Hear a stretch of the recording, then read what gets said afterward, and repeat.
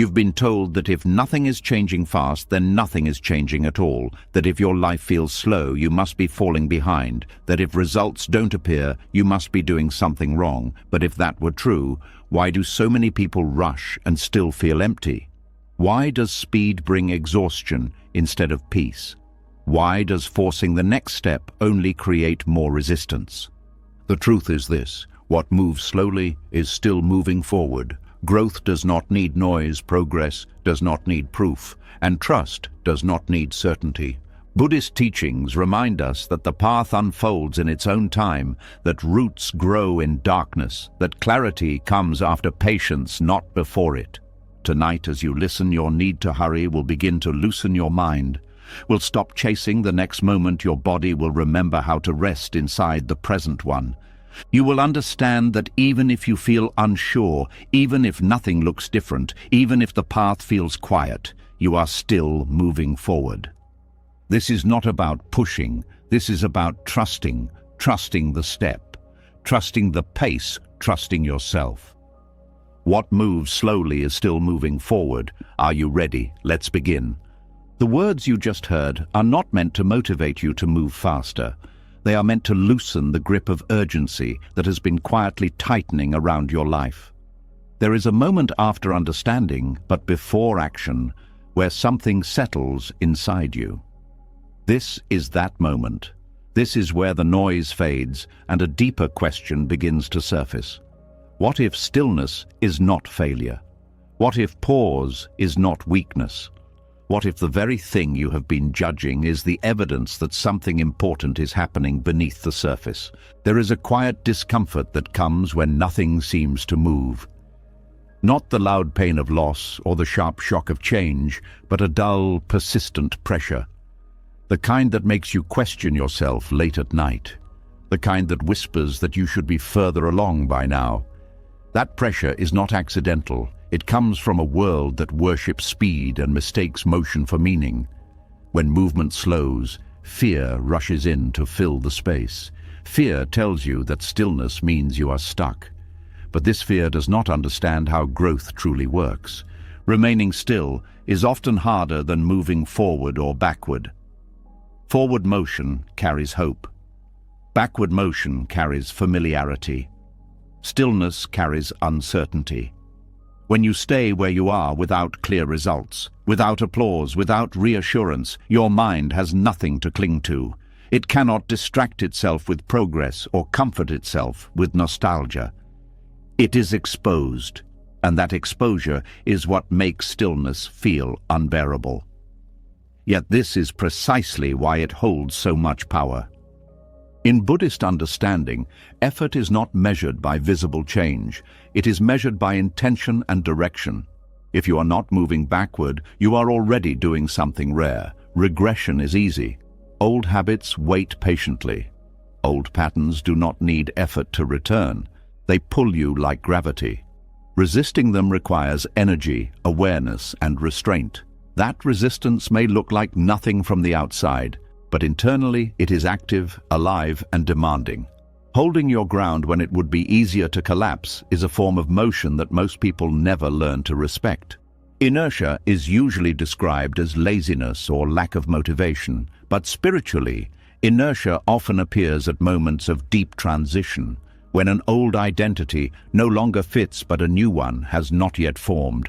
Movement slows. You cannot rush this space because you do not yet know who you are becoming. Forcing action here often leads to choices rooted in fear rather than truth. Stillness becomes a kind of protection. It keeps you from building your future on unstable ground. There is also a hidden discipline in not reacting. When something inside you wants to escape discomfort by making any move at all, choosing to stay is an act of strength. It trains the mind to tolerate uncertainty without panic. It teaches the nervous system that not everything unresolved is dangerous. Over time, this creates inner stability. A person who can remain steady without constant progress becomes very hard to shake. Many people believe that growth must feel inspiring or productive, but real growth often feels dull, slow, and even pointless while it is happening. Seeds do not announce themselves while they are underground. They do not rush, they do not compare themselves to other seeds. They respond only to conditions. When conditions are not right, they wait. This waiting is not passive. Inside the seed, complex processes are unfolding, but nothing is visible yet. Resisting regression is one of the most misunderstood forms of progress. Not returning to what harmed you before may not feel like success, but it is. Not repeating the same mistake again may not feel like achievement, but it is. Every time you choose not to act from old fear, old anger, or old self-doubt, you are redirecting the course of your life. Even if nothing new has appeared yet, something destructive has been prevented. That matters more than you think. The mind struggles with this because it prefers clear markers. It wants milestones, confirmation, and speed. Silence feels like failure to the mind because silence gives no feedback. But silence is often where the most important recalibration happens. When external input slows, internal awareness sharpens. You begin to notice subtle reactions.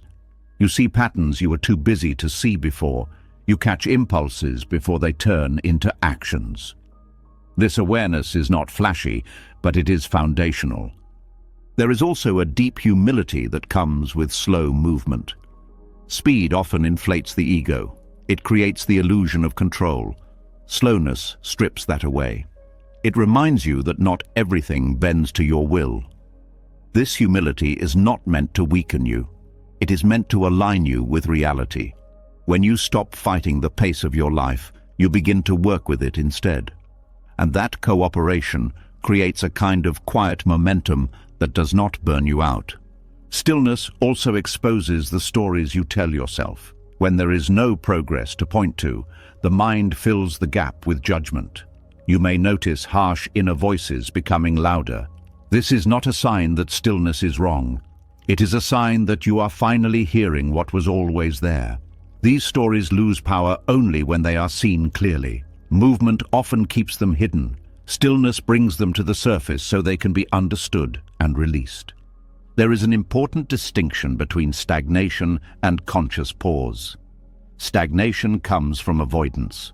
Pause comes from awareness. Stagnation numbs. Pause listens. When you remain still because you are afraid to act, energy contracts. When you remain still because you are learning, energy gathers.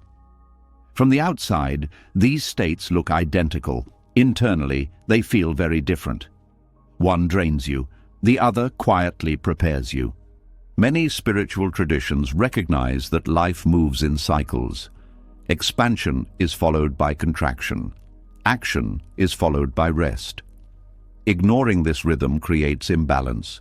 When you try to expand endlessly, you exhaust yourself. When you allow contraction without shame, you recover wisdom. Stillness is not the end of movement. It is the reset that makes meaningful movement possible. Trust is not built during moments of success. It is built during moments when you keep going without evidence. When you do not abandon yourself just because results are delayed. Each time you stay present instead of running, trust deepens. Not trust in outcomes, but trust in your ability to remain steady, regardless of outcomes. This kind of trust cannot be taught quickly. It is earned through repetition in quiet moments no one sees. There is also courage in not performing. In a world that rewards visibility, choosing not to display your progress takes strength. You learn to separate your worth from external validation. You begin to act from inner alignment rather than approval. This shift changes everything. It makes your growth less fragile. When progress is not dependent on recognition, it becomes sustainable. Remaining still can feel like standing against a strong current. Everything around you urges you to rush, compare, and prove. Choosing slowness is a form of resistance. Not rebellion fueled by anger, but resistance rooted in wisdom. You stop allowing fear to dictate your pace. You move when movement is true, not when pressure demands it. Over time, something subtle happens. The anxiety tied to progress loosens. You stop measuring your life in visible achievements alone. You begin to notice internal shifts, how you respond differently than before. how certain triggers no longer pull you as strongly, how you can sit with discomfort longer without needing to escape. These changes are easy to dismiss, but they are signs of real transformation. When momentum finally returns, it feels different. It is calmer, less desperate, more precise. You are no longer moving to prove something. You are moving because the next step is clear. This clarity often comes quietly, without drama. It arises not from effort, but from readiness. And readiness cannot be rushed. What appears to be inertia is often integration, lessons settling, identity reorganizing, values aligning. When you respect this process instead of fighting it, you save yourself years of unnecessary struggle. You stop trying to outrun your own becoming. Remaining still does not mean you are doing nothing. It means you are doing something invisible, something essential, something that does not announce itself until it is complete. And when it is, the movement that follows carries a strength that speed alone could never create. This is how forward momentum can exist without visible motion. This is how not falling back becomes a victory. This is how trust begins to replace urgency. And this is how what moves slowly continues, quietly, undeniably forward. What follows grows naturally from that quiet strength you just touched. When movement becomes subtle and patience replaces urgency, something else begins to happen beneath the surface. Effort no longer seeks applause, growth no longer needs proof, and a different kind of progress starts to take shape, one that unfolds far from noise, far from eyes, far from praise. This is where things become real. There is a strange loneliness that comes when you keep going and no one notices, no encouragement, no recognition, no visible reward, just you, repeating the same small effort day after day. At first, this loneliness can feel discouraging. The mind begins to ask why you bother, what is the point of effort that leaves no trace. But hidden inside this quiet space is a powerful transformation that rarely happens any other way. When no one is watching, intention changes. Actions lose their performance layer. You stop doing things to be seen and start doing them because they feel right. This shift is subtle, but it rewires motivation at its root. Effort driven by approval is fragile. It collapses when validation disappears. Effort driven by inner alignment becomes stable. It does not depend on feedback to survive. Unseen effort strips away self-deception. When there is no audience, there is no benefit in pretending. You see clearly how much energy you are truly willing to give. You notice when you cut corners. You notice when resistance appears. This honesty is uncomfortable at first, but it is cleansing. It clears intention of false layers and leaves behind something simpler and stronger. There is also a quiet discipline that forms in private effort. Doing the right thing when no one will know trains integrity at a deep level. Over time, your actions begin to match your values more consistently. You stop negotiating with yourself as much. You stop needing external pressure to behave with care. This alignment builds trust within you, not confidence based on results, but trust based on character. Many people struggle not because they lack ability, but because their effort depends on being witnessed. When praise disappears, motivation collapses. But when you learn to continue without witnesses, you free yourself from this dependency. You become less reactive to attention and less wounded by neglect. This emotional independence creates resilience that cannot be taken away. There is something else happening during unseen progress. The nervous system relaxes. When you are not trying to impress, there is less tension, less self-monitoring, less fear of failure. This relaxed state allows deeper learning. Mistakes become information instead of threats. Curiosity replaces pressure. Growth becomes more natural. Unseen effort also protects sincerity. When goals are shared too early, they often become distorted by expectation. You start shaping your path to match how others see it. Quiet effort shields your process from this interference. It allows intentions to mature before they are exposed. This protection keeps growth grounded and less vulnerable to ego. In Buddhist teachings, purification does not come from dramatic acts. It comes from repeated right action done without attachment to outcome. When effort is unseen, attachment loosens. You act because it is wholesome, not because it will be rewarded. This creates clarity of mind. Actions stop carrying hidden demands. They become lighter. Over time, something unexpected happens. You begin to trust yourself more, not because you succeeded publicly, but because you showed up privately. You know what you are capable of even when no one is watching. This self-trust is quiet but unshakable. It does not need reassurance. It does not crumble under doubt. There is a deep peace that comes from knowing you are living in alignment, even if no one knows it. This peace does not depend on circumstances. It comes from coherence between inner values and outer behavior. When those two match, the mind settles. Inner conflict reduces. Energy stops leaking through contradiction. Unseen effort also teaches patience in a new way. When progress is invisible, you cannot rush toward a finish line. You learn to focus on the process itself. Attention shifts from outcome to presence. This presence sharpens awareness. You notice subtleties you would miss if you were chasing results.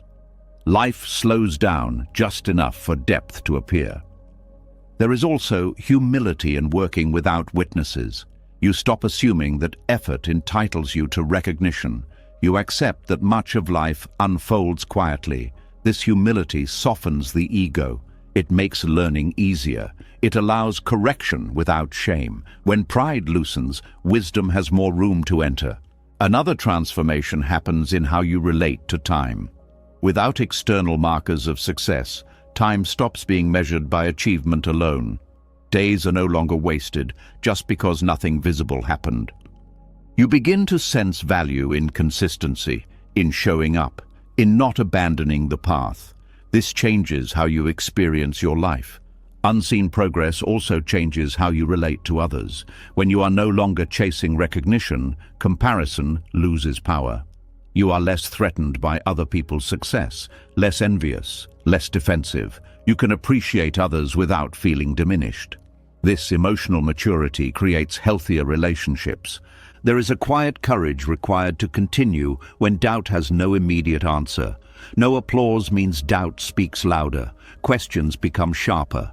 This is where inner trust is forged. Each time you continue anyway, trust strengthens. Not blind trust, but earned trust. Trust that you can stay with uncertainty without falling apart. Over time, you may notice that motivation shifts from excitement to commitment. Excitement rises and falls. Commitment remains. This is not dull, it is stable. It allows long-term growth. Many meaningful changes in life require this kind of steady presence. Without it, progress fragments. Unseen effort also deepens compassion. When you struggle quietly, you become more understanding of others who do the same. You stop assuming that lack of visible success means lack of effort. This softens judgment. It expands empathy. You recognize that everyone carries invisible labor. There is also a subtle joy in private consistency, not the loud joy of celebration, but a calm satisfaction, a sense of rightness. You may not feel accomplished, but you feel grounded. This groundedness becomes a refuge. It steadies you during chaos. It anchors you when things fall apart. When results eventually appear, they feel different, less intoxicating, less defining. You are not dependent on them for identity. Success becomes something you experience, not something you cling to. And if results never appear in the way you expected, you are still intact. Your worth was never tied to visibility. Unseen effort teaches you to value what lasts.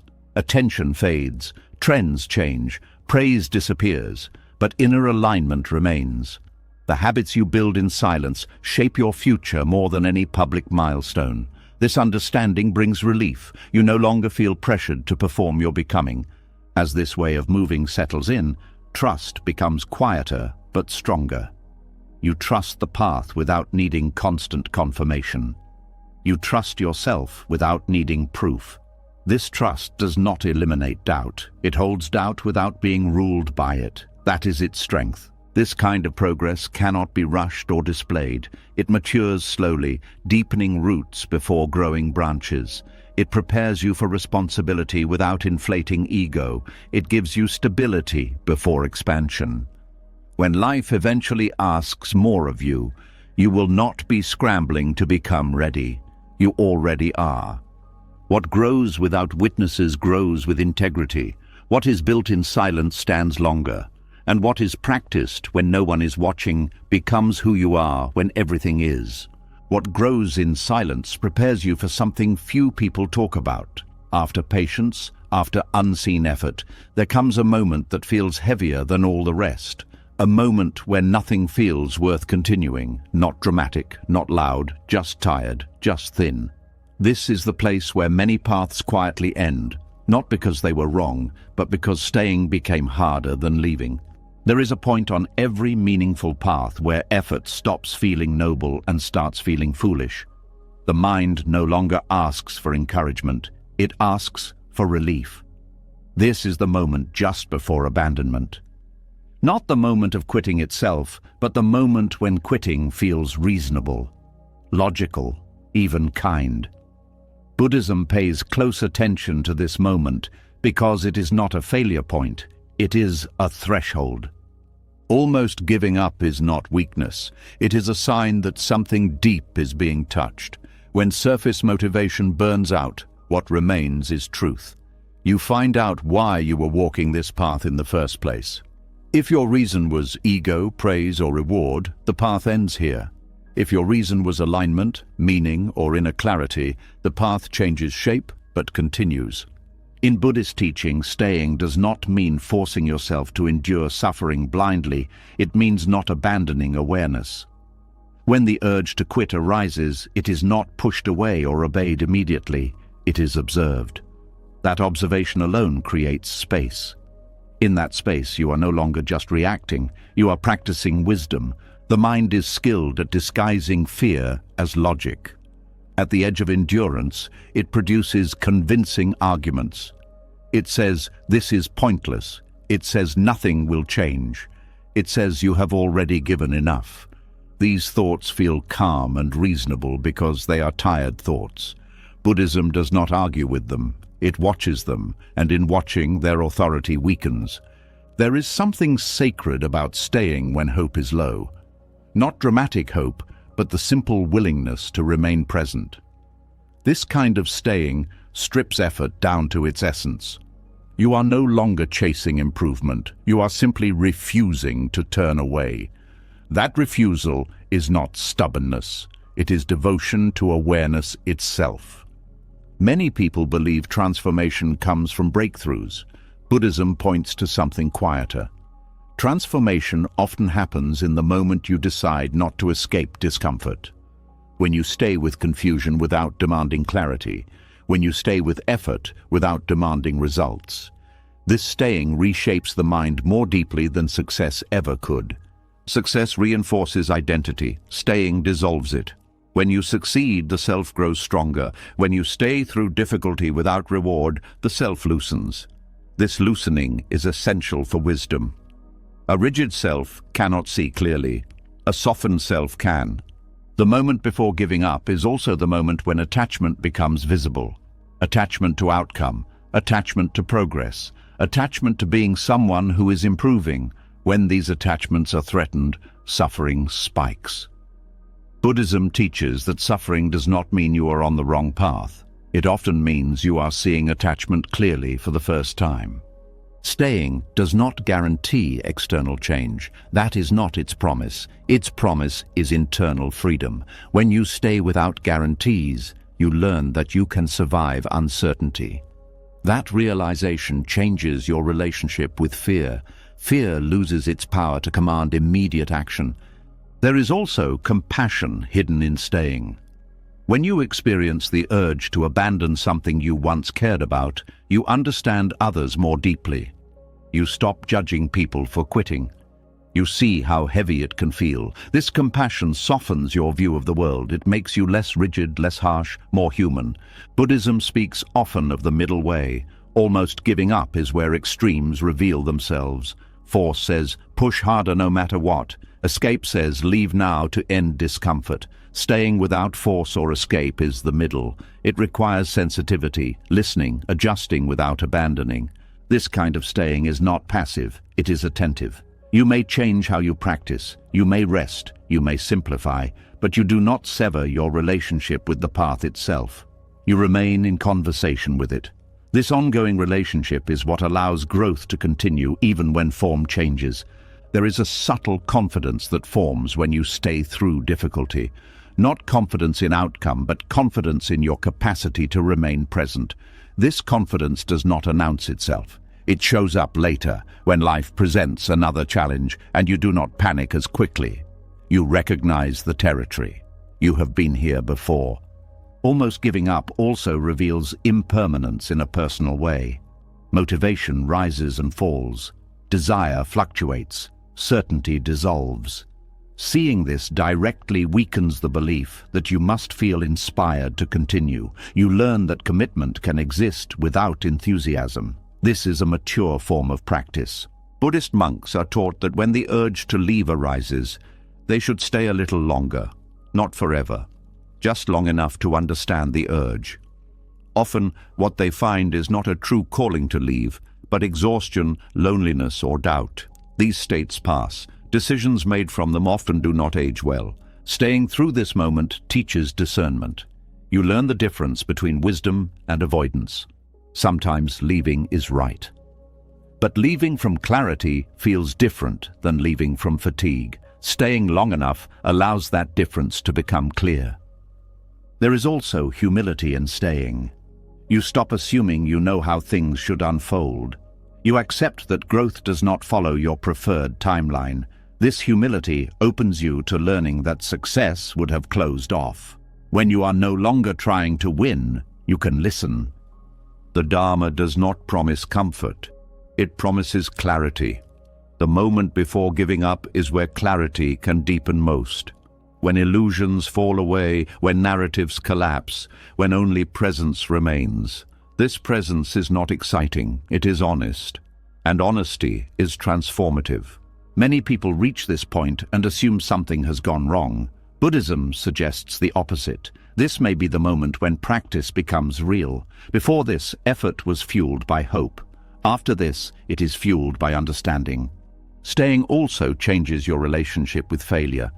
You realize that quitting is not the only failure. Abandoning awareness is.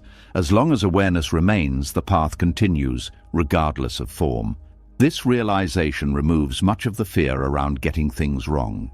Over time, staying builds quiet resilience.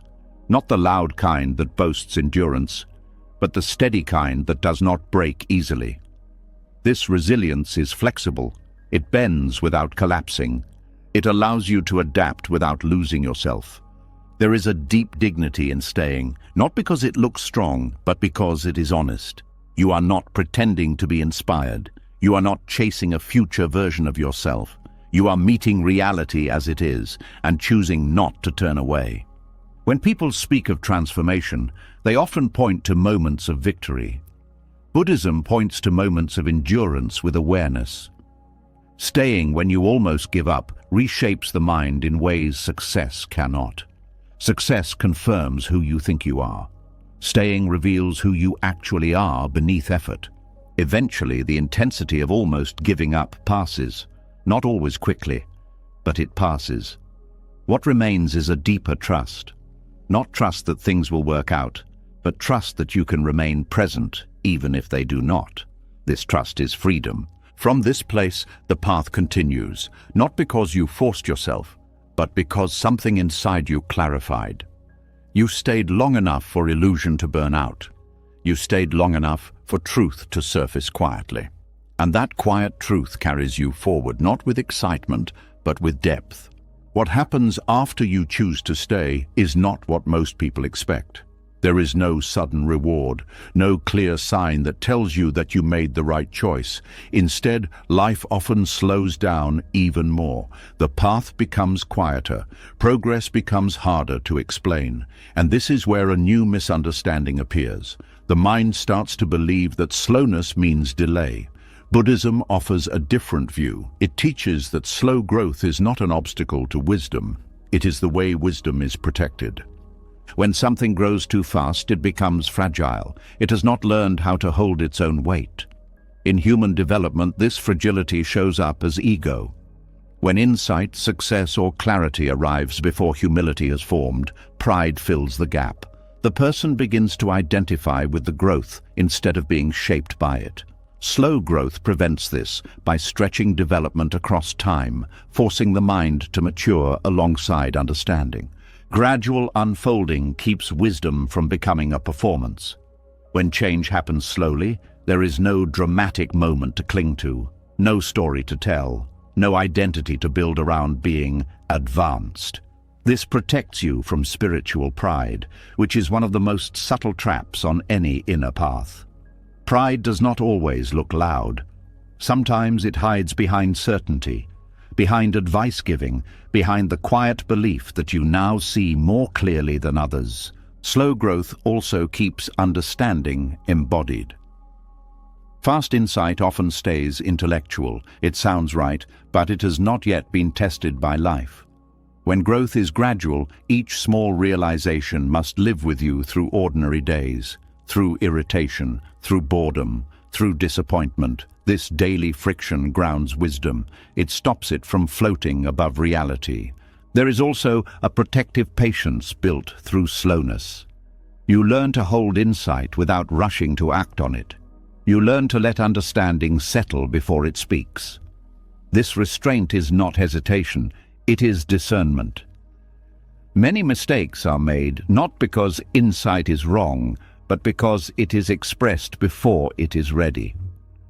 Buddhist teachings emphasize right timing as much as right understanding.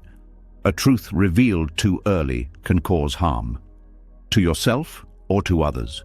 Slow growth ensures that wisdom ripens at the same pace as compassion. Without compassion, insight becomes sharp and cutting. With compassion, it becomes healing. Another protection offered by slowness is the reduction of attachment to identity. When growth takes time, you cannot easily point to a moment where you became someone new. The self remains fluid. This fluidity keeps ego from solidifying around progress. You are less likely to think, "I have arrived," because arrival never clearly happens.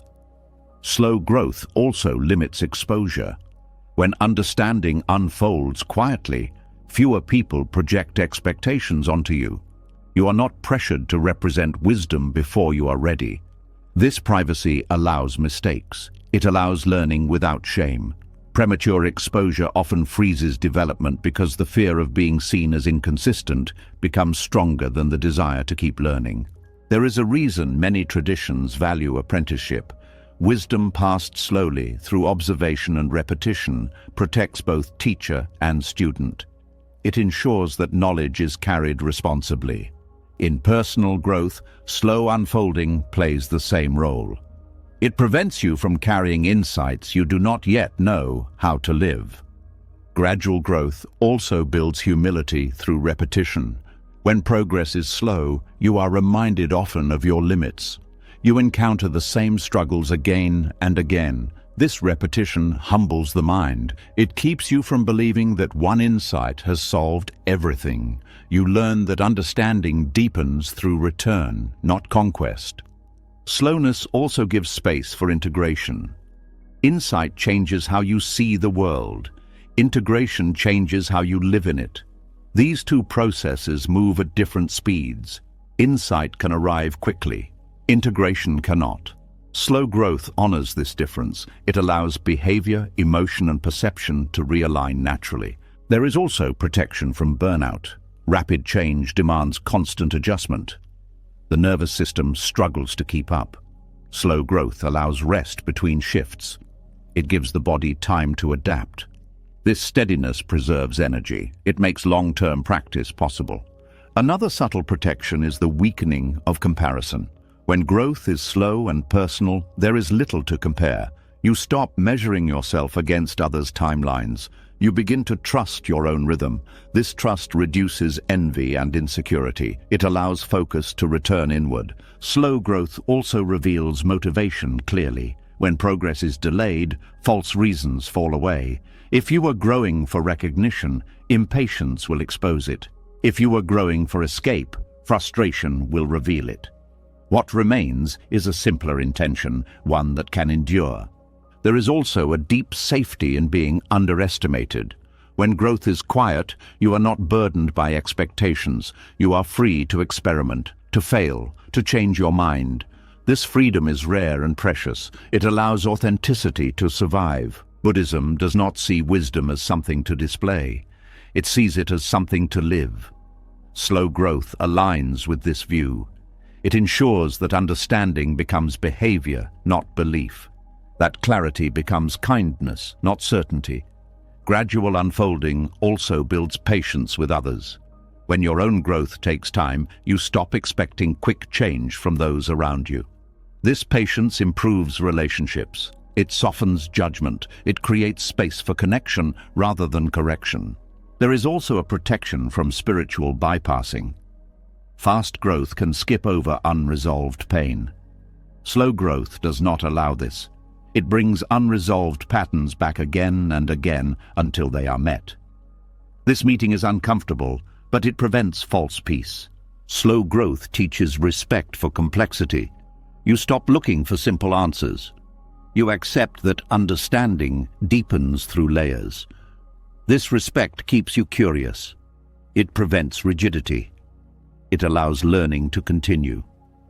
Over time, slow growth creates a kind of quiet confidence, not confidence that you are right, but confidence that you are learning. This confidence does not need defense. It does not argue. It listens. When wisdom is protected by slowness, it matures without distortion. It remains flexible, responsive, human. It does not harden into doctrine or identity. It stays alive. From the outside, slow growth may look like delay. From the inside, it feels like preparation, a careful shaping, a steady strengthening. It keeps you from becoming something you cannot yet carry. And when the time comes for clarity to express itself, it does so gently, without urgency, without pride, without the need to be seen. What unfolds then is not rushed growth, but rooted presence, not a sudden leap, but a natural step forward, taken at exactly the pace that keeps wisdom whole. What grows slowly begins to feel protected, but protection often comes with restriction.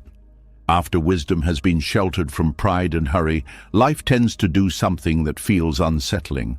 Options reduce, energy funnels. The wide road quietly closes, and what remains feels narrow, specific, and demanding.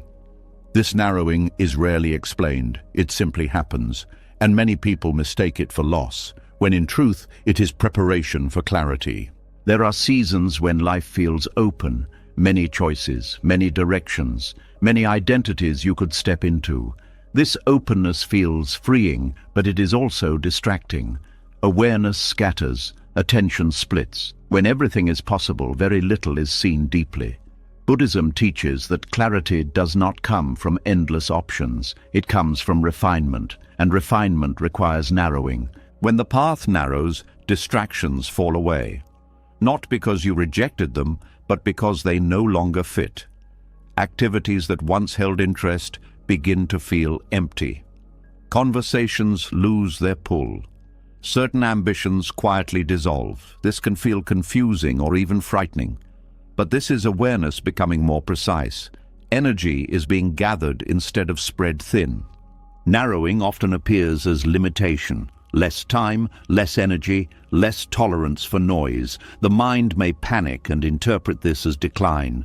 But spiritually, this contraction is intentional, like a lens focusing light. Narrowing concentrates attention. What once felt overwhelming becomes clearer because less is competing for awareness. Life often slows before clarity because speed depends on momentum and clarity depends on presence. When momentum fades, presence becomes unavoidable. You are forced to see what remains when movement stops. This seeing is not comfortable. It removes distractions that once softened discomfort, but it also removes illusions. When the path narrows, you are asked to choose depth over breadth, to stay with one question instead of many, to listen longer, to respond slower. This deepening sharpens perception. You begin to notice subtle patterns, small reactions, quiet truths that were always there but never held long enough.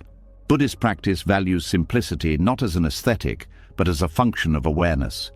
Too much input dulls perception. Narrowing reduces input. It creates space for discernment. You stop reacting to everything and start responding to what matters. This narrowing also refines values. When options disappear, priorities reveal themselves. You see what you are unwilling to let go of. You notice what remains meaningful even when convenience is gone. This is not something you decide intellectually, it is something life shows you through absence. Many people resist this phase because it feels like being cornered. The mind prefers escape routes, but narrowing removes escape. It invites intimacy with experience. You can no longer skim the surface. You are brought closer to what is essential. Clarity often arrives not as a new insight, but as the removal of confusion. Narrowing does this quietly. By taking away what is unnecessary, it allows what is true to stand out. This process feels subtractive, not additive. And subtraction can feel like loss until you see what it reveals. There is also a sharpening of responsibility that comes with narrowing. When choices are fewer, avoidance becomes harder. You can no longer blame confusion on complexity. You are asked to meet what is in front of you fully. This responsibility matures awareness. Narrowing also strengthens commitment. When the path is wide, commitment is loose. You can always turn elsewhere. When the path narrows, commitment deepens because turning away costs more. This cost is not punishment, it is clarification of intent. Life often narrows the path before clarity because clarity demands honesty. Honesty cannot coexist with endless distraction. When distractions fall away, self-deception becomes visible. You see what you have been avoiding. This seeing is uncomfortable, but it is cleansing. In Buddhism, renunciation is often misunderstood as rejection. In truth, it is refinement of attention. Narrowing is a form of renunciation that happens naturally. You stop engaging with what drains you because awareness no longer tolerates it. This is not force, it is sensitivity. Narrowing also deepens compassion. When your own life simplifies, you become more attuned to suffering. You notice pain you once overlooked. This sensitivity arises because awareness is no longer overloaded. Compassion sharpens alongside clarity. The slowing that accompanies narrowing is essential. Speed would blur perception. Slowness allows details to surface. You notice tone, intention, subtle emotional shifts. This refined awareness makes your responses more skillful. Narrowing also teaches trust. When familiar supports disappear, you learn to rely on presence itself. You discover that awareness can hold you even when circumstances feel constrained. This trust is quiet but strong. Many people interpret narrowing as life closing in on them. Buddhism suggests it is life guiding attention inward. The outer world becomes simpler so the inner world can be seen clearly. This inward turn is not withdrawal, it is alignment. Clarity that emerges from narrowing is different from clarity achieved through analysis. It is embodied, felt. You do not argue for it, you recognize it. It carries a sense of inevitability, not urgency, but rightness. Narrowing also reveals what you are ready for. Certain opportunities disappear because they no longer match your depth. This can feel disappointing, but it is protective. It prevents you from dispersing energy needed for what is next. As awareness refines, choices become simpler. Not because life is simpler, but because you see more clearly. You know what to say no to. You know what deserves care. This simplicity reduces inner conflict. The path narrows on purpose to teach you how to walk it fully. Wide paths encourage wandering. Narrow paths require presence. Each step matters. Each movement is felt. This attention transforms walking into practice. Eventually, clarity emerges not as certainty, but as steadiness. You stop needing many answers. One direction becomes enough. Not because it promises success, but because it feels true. This clarity does not shout, it settles. It brings a quiet confidence. You are no longer pulled in many directions. Awareness stands firm. Narrowing is not permanent, it is a phase. But the clarity it brings remains.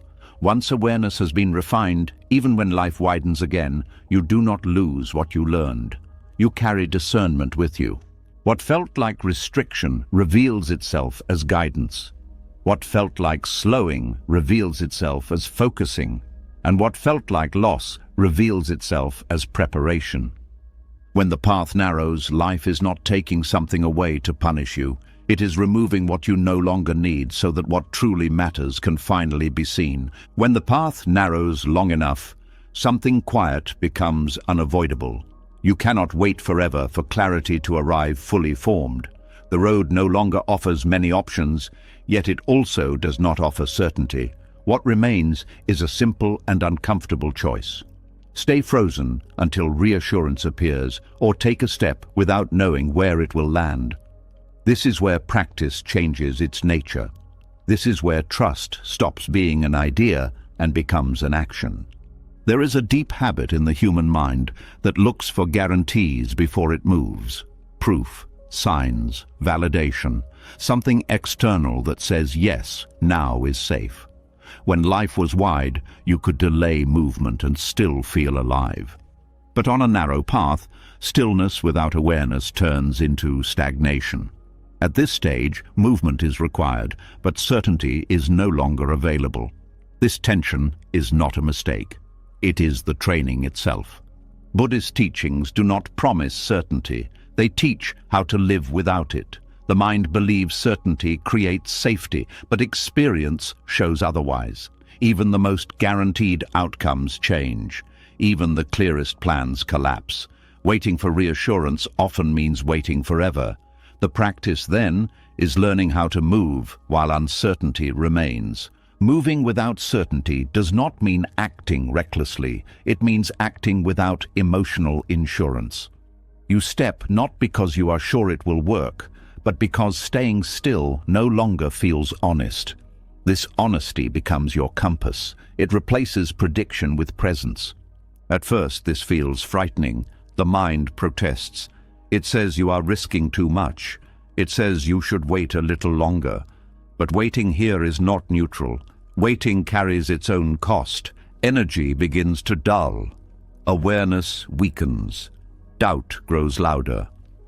Buddhism recognizes that clinging to certainty can become another form of attachment. Trusting the step itself means shifting attention from outcome to intention. You stop asking where this will lead and start asking whether this step is aligned. Alignment becomes more important than success. This changes how decisions are made. You act from clarity in the present, not from fantasy about the future. This kind of movement is slow by necessity. Each step is felt. You cannot rush because there is no script to follow. This slowness sharpens awareness. You notice hesitation. You notice impulse. You notice fear trying to disguise itself as logic. Each step becomes a moment of practice. Moving without certainty also humbles the ego. The ego likes to know. It likes to appear confident. Acting without guarantees exposes vulnerability. You may have to admit you do not know what you are doing. This admission is not weakness. It is honesty, and honesty keeps learning alive. There is also a quiet courage required here, not the dramatic courage of bold declarations, but the steady courage of continuing without applause or confirmation. You may not feel brave, you may feel unsure. Courage here is not a feeling. It is a choice to proceed gently despite uncertainty. Buddhism teaches that clinging to outcomes creates suffering. Moving without certainty loosens this clinging. You act, but you release the demand that things unfold a certain way. This release does not make you passive. It makes you flexible. You adjust without collapsing. There is a subtle freedom in this practice. When you stop needing reassurance, fewer things can control you. Fear loses leverage. External opinion loses power. You are no longer waiting for permission to live in alignment. This independence is not isolation. It is inner stability. Moving without certainty also deepens presence. When you cannot rely on future outcomes, attention returns to the step itself, how it feels, what it requires. Presence becomes practical, not philosophical. You are here because here is all you can work with. This practice also reveals how often the mind seeks signs to avoid responsibility. If a sign tells you what to do, you are not accountable. When signs are absent, responsibility returns to you. This can feel heavy, but it is also empowering. You learn to trust your capacity to choose wisely, even without guarantees. There is also learning in mistakes made without certainty. When you act from alignment rather than prediction, mistakes become feedback instead of failure. You learn faster because you are not defending an identity built on being right. This openness accelerates wisdom in ways certainty never could. Moving without certainty strengthens intuition, not mystical intuition, but the quiet sensitivity to what feels right in the body and mind. This sensitivity grows through use. The more you listen, the clearer it becomes. Certainty would dull this sensitivity. Uncertainty sharpens it. This practice also reduces anxiety over time. Anxiety feeds on imagined futures. When you act without certainty, you stop rehearsing futures you cannot control. Attention returns to what is actually happening. The nervous system slowly learns that uncertainty is survivable. There is also a deep respect for impermanence here. You accept that whatever results arise will change. This acceptance softens attachment. You enjoy progress without clinging. You accept setbacks without despair. Balance emerges not from control, but from understanding change. Moving without certainty also changes how you relate to others. You stop expecting them to provide reassurance you cannot give yourself. Relationships become less dependent and more genuine. You share uncertainty instead of hiding it. This honesty deepens connection. This practice teaches patience in action. You move, but you do not force. You respond, but you do not rush. You allow consequences to unfold without interference.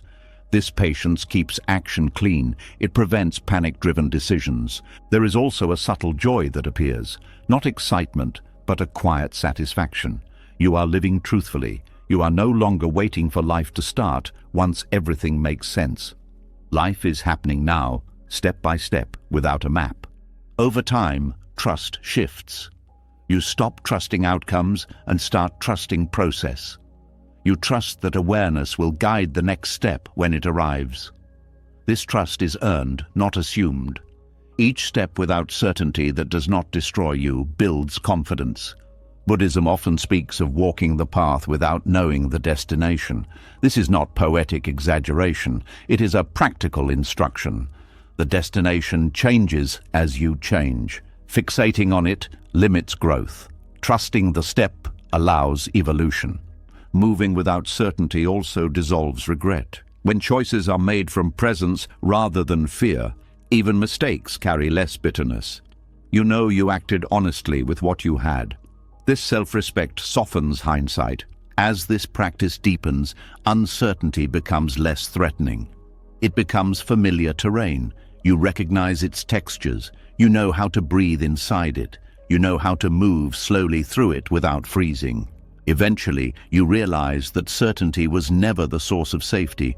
Presence was, awareness was, the ability to respond wisely in real time was. This realization changes how you live. The step itself becomes enough. not because it guarantees success, but because it expresses truth in motion. And when truth moves, even without certainty, it carries its own quiet direction. From here, the path continues not with confidence in outcomes, but with confidence in awareness. You move, you adjust, you learn, and in doing so, you discover that trust was never about knowing where you were going. It was about knowing how to walk when you did not. When you learn to move without certainty, something unexpected happens. Confidence does not rush in to replace doubt. Strength does not suddenly feel strong. Instead, energy thins out. Motivation fades. What once felt meaningful now feels quiet, even dry. And this is where many people assume they have lost their faith. Buddhism points to something deeper. It says this may be the moment when faith becomes real. There is a common belief that faith feels warm, hopeful, and inspiring, that it lifts you, that it reassures you. But much of what is called faith is actually emotion. Emotion rises and falls. It depends on mood, health, sleep, and circumstances. When emotion disappears, people think trust has disappeared with it. What remains feels empty, flat, or heavy. This is not the absence of faith. This is faith stripped of feeling. Faith that does not feel like faith often appears during exhaustion, when you have been patient for a long time, when effort has been steady but results remain unclear, when emotional fuel runs out. At this stage, continuing does not feel noble or spiritual. It feels mechanical, ordinary, sometimes pointless. And yet something keeps you from quitting entirely. That something is quiet trust. This trust does not speak in encouraging words. It does not promise outcomes. It does not protect you from doubt. It simply keeps you oriented. You still show up. You still choose not to turn away. You still act with care, even when you feel nothing. Buddhism recognizes this as a mature form of faith, one that does not depend on inspiration. Doubt often gets a bad reputation, but doubt is not the opposite of faith. Indifference is. Doubt asks questions, it examines, it tests. When faith exists beneath doubt, it allows doubt to pass through without collapse. You do not need to silence doubt to continue. You learn to carry it. Emotional dryness is especially confusing. Practices that once felt nourishing now feel empty. Teachings that once resonated now feel distant. This dryness is not a sign that the path is wrong. It is a sign that attachment to feeling is dissolving. Buddhism teaches that relying on pleasant states creates dependency. Dryness breaks that dependency. When faith no longer feels good, intention becomes clearer. You are no longer practicing because it soothes you. You are practicing because it aligns you. This alignment is quieter than comfort, but stronger. It does not disappear when conditions change. There is also humility in faith that feels thin. You stop assuming that spiritual life exists to make you feel better. You accept that some seasons are barren. This acceptance deepens wisdom. It prevents entitlement. It allows practice to continue without bargaining. Fatigue plays a key role here, not just physical tiredness, but existential tiredness, the kind that comes from carrying effort over time. When fatigue is present, the mind seeks relief. It questions the value of continuing. Buddhism does not deny this fatigue. It invites compassion toward it. You are not asked to be energetic. You are asked to be honest. Faith beneath fatigue looks like doing less, but not quitting. It looks like simplifying, reducing effort to what is essential, letting go of excess striving. This faith is gentle. It respects limits. It does not punish you for being tired. There is also a deepening of sincerity. When enthusiasm fades, what remains is real. You are no longer driven by excitement or identity. You continue because something inside knows this matters, even if it cannot explain why. This knowing is not loud, it is steady. Faith that does not feel like faith also protects you from spiritual comparison. When you are not glowing with inspiration, you stop trying to appear advanced. You become more human. This humanity allows connection.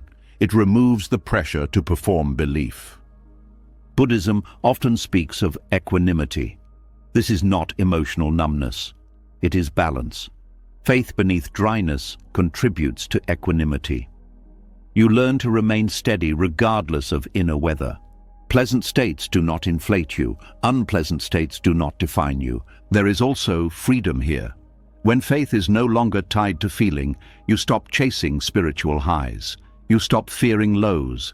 Practice becomes integrated into life rather than separate from it. This integration is a sign of maturity. Doubt continues to arise, but it changes shape. It becomes less personal. You see it as a mental event rather than a verdict. You do not need to resolve every question to continue.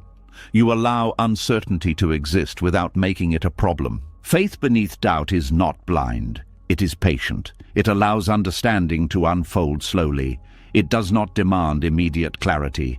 This patience reduces inner conflict. You stop fighting your own mind. There is also resilience here. When trust does not rely on feeling, it survives hardship. Loss, disappointment, and confusion do not destroy it. They pass through it. This resilience is quiet but enduring. Emotional dryness also teaches compassion toward others. When you experience spiritual emptiness, you recognize it in others. You stop judging those who feel distant from meaning. This compassion expands awareness beyond self. Faith beneath fatigue also changes how you relate to effort. You stop overexerting. You learn to pace yourself. This pacing allows long-term continuity. Many people burn out because they confuse intensity with devotion. Quiet faith knows the difference. There is a subtle dignity in continuing without inspiration. You are not trying to prove anything. You are honoring a commitment to awareness. This dignity strengthens self-respect. Over time, dryness passes, not suddenly, gradually. And when warmth returns, it feels different, less intoxicating, more grounded. You appreciate it without clinging. You know it will pass again. This knowing keeps balance. Faith that does not feel like faith also teaches trust in process. You learn that meaning is not always felt. Sometimes it is lived first and felt later. This reverses the usual order. You act before you feel certain. You feel aligned before you feel inspired. This kind of faith is invisible. Others may not recognize it. Even you may doubt it exists, but it shows itself through consistency, through restraint, through kindness that persists without reward. Buddhism does not ask you to feel faithful. It asks you to remain aware. Awareness continues regardless of emotion. When awareness continues, faith is present, even if it feels absent. As you move through this phase, something settles. You stop asking whether you believe enough. You stop measuring devotion by emotion. You simply continue. And in that continuation, trust deepens without announcing itself. Faith beneath doubt, fatigue, and dryness is not dramatic. It is ordinary. And because it is ordinary, it lasts. It becomes part of how you live rather than something you feel. From here, trust no longer needs to prove itself. It does not need to be named. It functions quietly, guiding you through days that feel empty and days that feel full without clinging to either. And this quiet trust carries you forward, not by lifting you, but by holding you steady when nothing else does. When faith no longer feels warm and trust continues quietly, the mind does not relax. It looks for proof. It looks for movement. And when it finds silence instead, it begins to worry. This is where another misunderstanding takes hold. The mind starts to believe that nothing happening means something has gone wrong. Silence becomes suspicious. Stillness feels like failure. And without noticing, worth becomes tied to noise. The mind is trained by repetition. From early on, it learns that activity is praised and quiet is questioned. Effort is celebrated when it is visible. Progress is validated when it is measurable. Over time, this conditioning becomes automatic. When the mind does not hear its own noise, it assumes it has stopped working. When there is no inner commentary, it assumes something is missing. Mental noise creates a sense of movement, even when nothing meaningful is happening. Thoughts jump, plans form, worries cycle. This activity feels productive because it feels busy. Silence, by contrast, offers no such reassurance. It feels empty, and emptiness scares a mind that equates fullness with value. Speed becomes the mind's shortcut to worth. Fast decisions feel confident, quick reactions feel intelligent, immediate answers feel competent. Silence interrupts this pattern. It removes the illusion of control. Without constant thought, the mind does not know how to measure itself, so it reaches for familiar conclusions. It tells you that you are stuck, that you are falling behind, that you should be doing more. This illusion is reinforced by culture. Everything around you rewards speed, faster responses, faster growth, faster results. Quiet processes are invisible. Silence has no metrics, so the mind borrows the world's values and applies them inward. If there is no visible movement inside, it assumes there is no value. But silence is not the absence of activity, it is the absence of interference. When mental noise quiets, deeper processes become possible. Attention sharpens, sensitivity increases, awareness settles. These shifts do not announce themselves, they are subtle, and because they are subtle, the mind often overlooks them.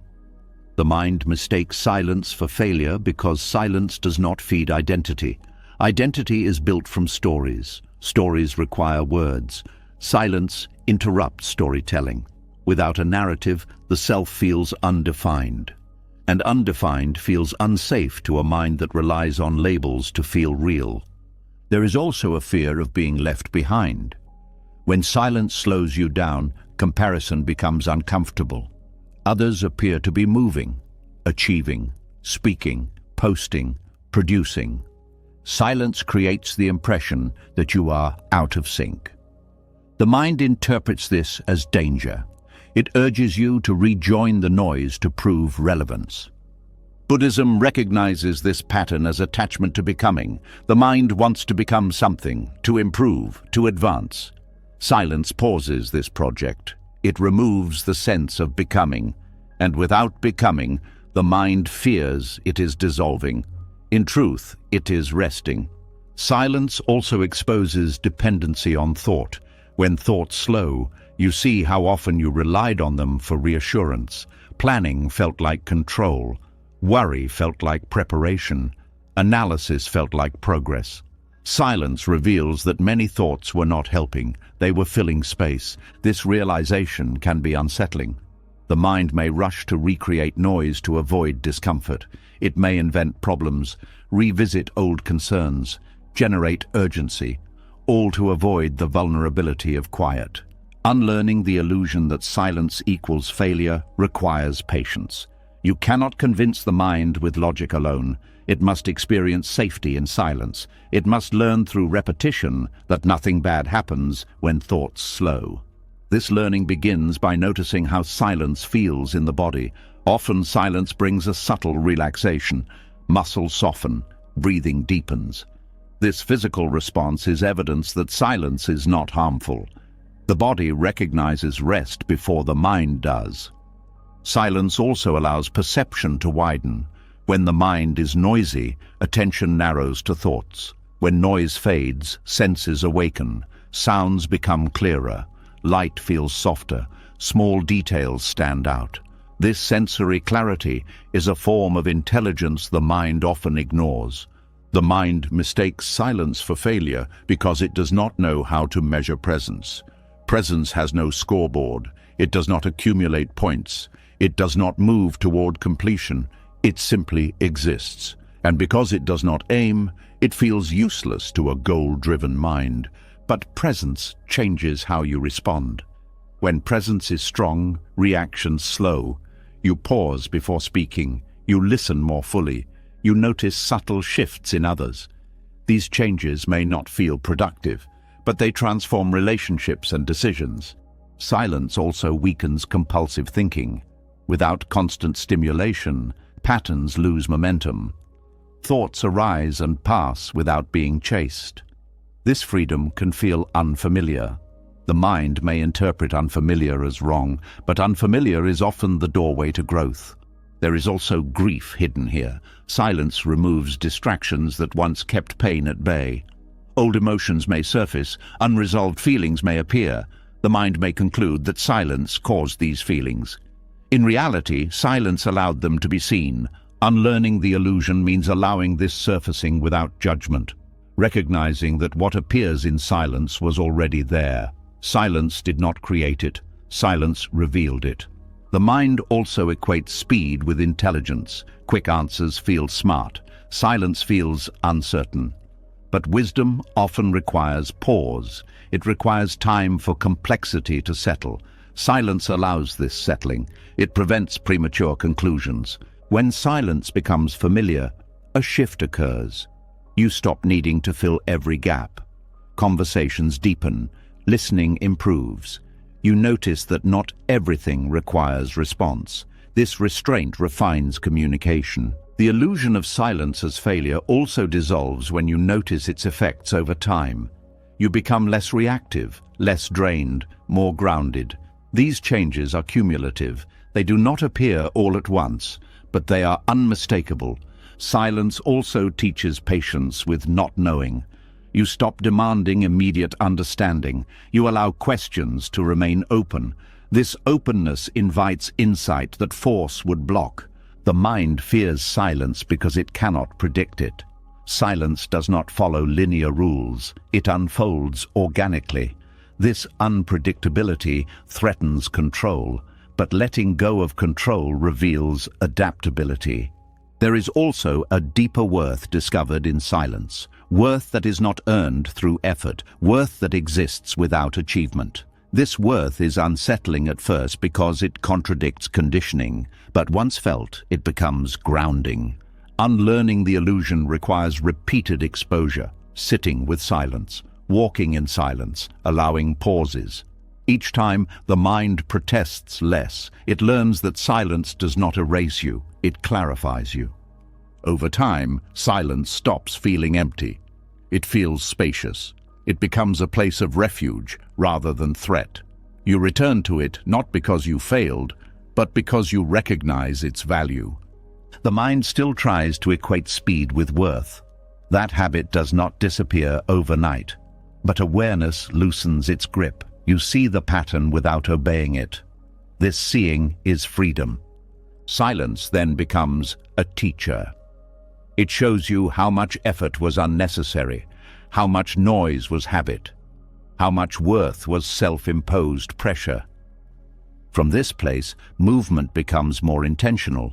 You act because it is needed, not because silence feels uncomfortable. You speak because words add value, not because quiet feels wrong.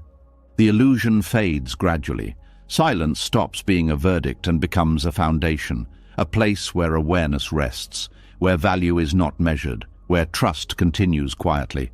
And in that quiet you realize that silence was never failure. It was the space where meaning was learning how to breathe. When silence is no longer mistaken for failure, another tension quietly rises. You may begin to sense that effort has been sincere, awareness has deepened, and yet outcomes remain unchanged. Nothing obvious arrives to confirm the work you have done.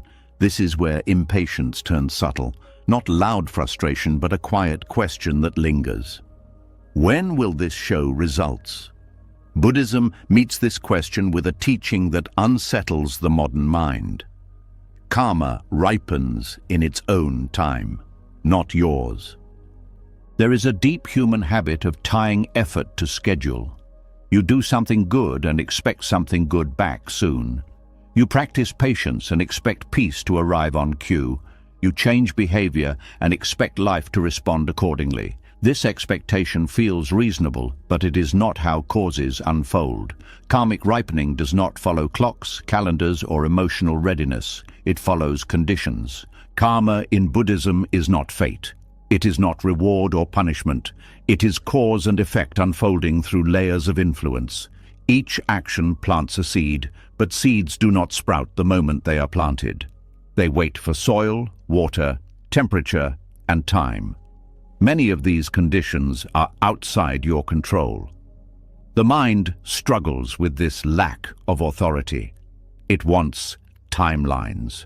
Karma does not offer them. When results do not appear, the mind often assumes effort was wasted. This assumption creates unnecessary suffering. Buddhism teaches that unseen ripening is still ripening. Just because effects are delayed does not mean causes are inactive. Much of karma works invisibly, adjusting internal conditions before external ones change. Human timelines are shaped by desire. We want relief now, we want clarity now, we want confirmation now. But desire itself becomes an obstacle when it demands immediacy. It narrows perception. It blinds you to subtle shifts. It makes you overlook small changes because they are not dramatic enough. Karmic ripening often begins internally, a softer reaction, a slower impulse, a different choice made quietly. These changes may not alter circumstances immediately, but they alter trajectory. Over time, trajectories matter more than moments. There is also the accumulation of old causes. Present experience is shaped by countless past actions, many forgotten. Expecting new effort to override all previous conditions instantly is unrealistic. Buddhism encourages patience not as resignation, but as realism. Surrender plays a crucial role here. Not surrender as giving up, but surrender as releasing the demand to control timing. When you surrender timelines, tension loosens. You stop gripping the future. Energy returns to the present. Peace begins to replace strain.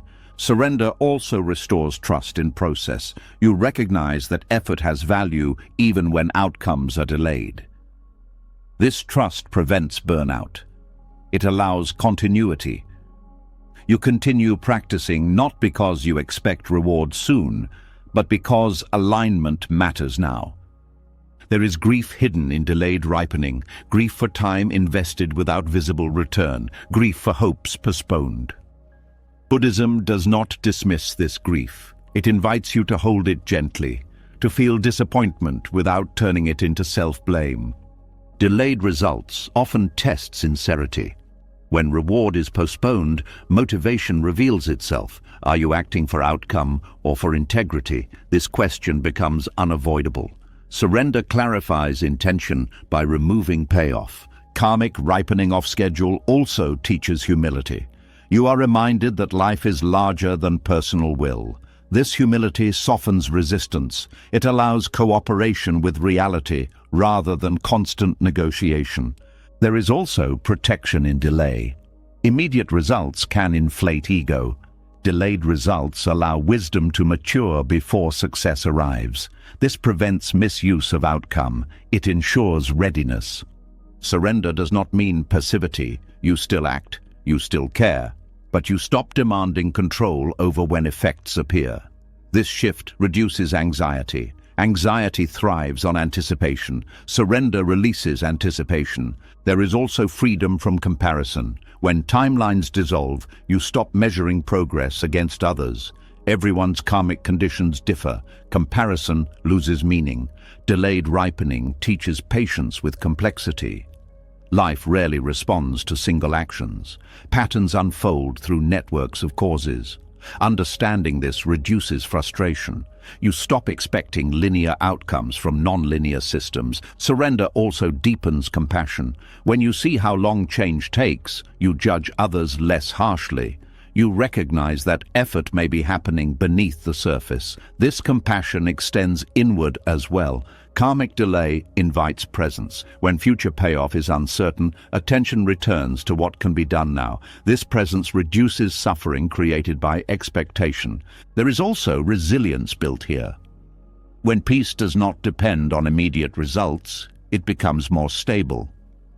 You learn to endure uncertainty without collapsing. Surrender restores peace because it removes the struggle against time. Time is not an enemy, it is a condition. Fighting it drains energy, accepting it frees energy. Delayed results often carry deeper lessons. You may be learning restraint, humility, or endurance rather than success. These lessons are harder to measure but more transformative. Surrender also teaches trust in unseen processes. Just as silence revealed hidden activity, delay reveals hidden maturation. You learn to respect what you cannot see. There is also relief in letting go of deadlines for becoming. You stop pressuring yourself to arrive. You allow yourself to be in process. Karmic ripening off schedule teaches patience not as waiting, but as continuing without certainty. This patience stabilizes the mind. It prevents despair. Surrender does not guarantee outcomes. It guarantees peace with unfolding. This peace is not complacency, it is grounded acceptance. Over time, you may notice that results appear unexpectedly, not when demanded, but when conditions align. This unpredictability reinforces humility and trust. Delayed ripening also teaches impermanence. Results, when they come, do not last forever. Knowing this prevents attachment. You appreciate without clinging. Surrender restores peace by shifting focus from outcome to alignment. You measure life by integrity rather than achievement. This measurement is kinder. There is also a quiet dignity in continuing without visible reward. You are no longer negotiating with life. You are participating. Karmic timing cannot be forced, but it can be trusted. Trust grows through experience. Each time delayed effort does not destroy you, trust strengthens. Eventually, impatience softens. You stop asking when and start asking how to remain present. This shift transforms waiting into living. Karmic ripening off schedule teaches you to walk with time rather than race it. When you do, peace is no longer postponed. It arrives now, in the willingness to allow life to unfold without resistance. And in that allowance, effort becomes lighter. Trust deepens, and the path continues without the burden of expectation. When you stop arguing with time and allow life to unfold without forcing it, something very plain remains. No excitement, no clear payoff, just the same day arriving again. The same choice waiting to be made again. This is where many people quietly drift away, not because they lost faith, but because repetition feels invisible. And yet this is where one of the deepest forms of courage begins to show itself. There is a special discomfort in doing the right thing over and over with no change in scenery. The mind likes novelty. It likes progress that can be pointed to. Repetition offers neither. It offers sameness, familiar effort, predictable routine. And because nothing dramatic happens, the mind assumes nothing important is happening at all. But repetition is not stagnation, it is refinement. Each time you repeat a small right action, you meet it from a slightly different inner place. You are not the same person you were yesterday, even if the action looks identical. Awareness shifts subtly, resistance changes shape, understanding deepens quietly. The courage of repetition is quiet, because it does not announce itself. It does not look heroic. It does not come with recognition. Often, no one knows you are doing it. Sometimes even you forget why you started, and yet you continue. This continuation trains the mind in steadiness. Repetition removes drama from effort. Without novelty, motivation cannot rely on excitement. Without praise, effort cannot rely on validation. What remains is intention. You discover whether your actions are rooted in alignment or dependent on reward. This discovery is uncomfortable but clarifying. Doing the same small right action daily builds trust with yourself. Each repetition is a promise kept. Over time, these promises accumulate. You begin to see yourself as someone who does what they say they will do, even when it is boring. This self-trust is grounding. It does not depend on success. It depends on consistency. Repetition also softens impatience. When you know tomorrow will look similar to today, you stop rushing through the present. You settle into rhythm. This rhythm stabilizes the nervous system. Life feels less like a race and more like a practice. There is also humility in repetition. You accept that growth does not require constant reinvention. You stop trying to be impressive. You focus on being sincere. This humility protects you from ego inflation. It keeps effort clean. Small actions repeated daily also bypass resistance. Large goals trigger fear. Small actions feel manageable. Over time, these manageable actions reshape habits. Habits reshape character. Character reshapes destiny quietly. Repetition teaches patience with imperfection. You do not expect each action to be perfect, you expect it to be done. This reduces self-criticism. You learn to show up even when you feel off. This flexibility prevents burnout. There is also a deep reliability formed through repetition. Life becomes less chaotic because certain anchors remain. You know some things will be done regardless of mood. This predictability creates inner safety. Repetition without reward challenges the belief that effort must be compensated immediately. You learn to value the act itself. This shifts motivation from external to internal. Effort becomes its own meaning. In Buddhist practice, repetition is central. Not because repetition is magical, but because it trains awareness. Each repetition is a chance to notice subtle changes. How does this feel today? Where does resistance arise? What has softened? These observations deepen insight. Repetition also reveals attachment. On days when repetition feels unbearable, you see what you are hoping to get from it. Recognition, relief, transformation. Seeing this attachment allows it to loosen. There is also courage in facing boredom honestly. Boredom is often a sign that the mind wants stimulation, not that the action lacks value. Staying present through boredom strengthens attention. Attention becomes less dependent on excitement. Repetition builds quiet confidence. You stop doubting whether you are capable of long-term effort. You know you can continue even when enthusiasm fades. This confidence is stable because it is earned. Daily repetition also creates momentum without urgency. You move forward steadily without pressure. This steadiness outlasts bursts of motivation. It supports sustainable growth. There is also compassion in repetition. When you repeat kindness, patience, or restraint daily, these qualities become natural. They stop feeling forced. They become part of how you respond.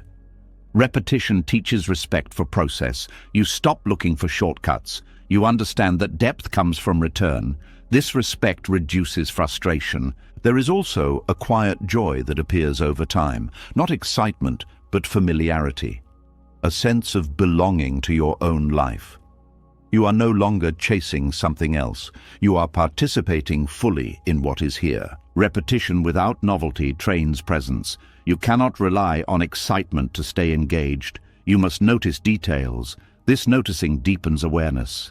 There is also freedom here. When you accept repetition, you stop fighting reality. Many aspects of life are repetitive. Accepting this reduces suffering. Repetition also teaches that change is cumulative. You may not notice progress day to day, but looking back, you see difference. This delayed recognition reinforces trust.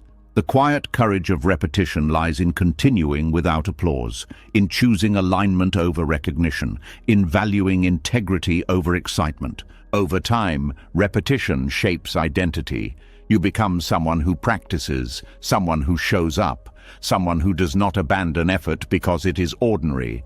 This courage is not loud. It does not need to be seen. It carries you forward gently, day after day, building something durable beneath the surface.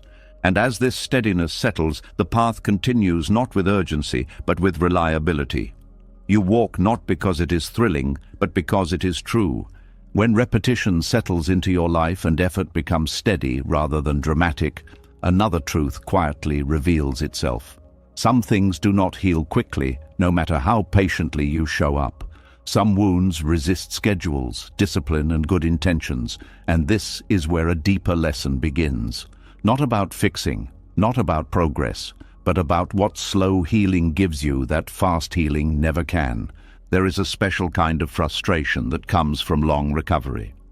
Not the sharp pain of injury, but the dull ache of time passing without resolution.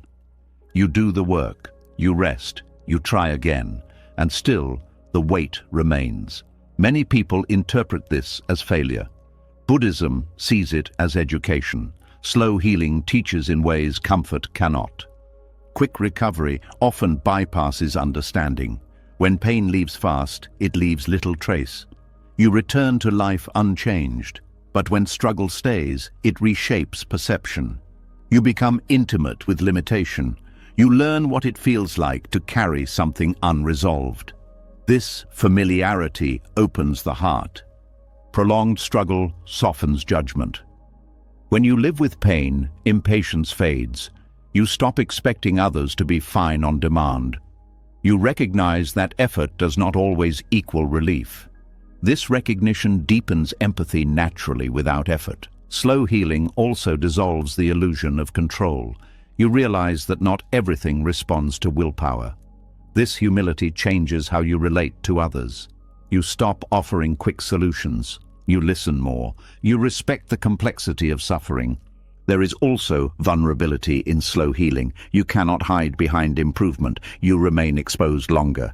This exposure teaches tenderness. You learn to treat yourself gently because harshness no longer works.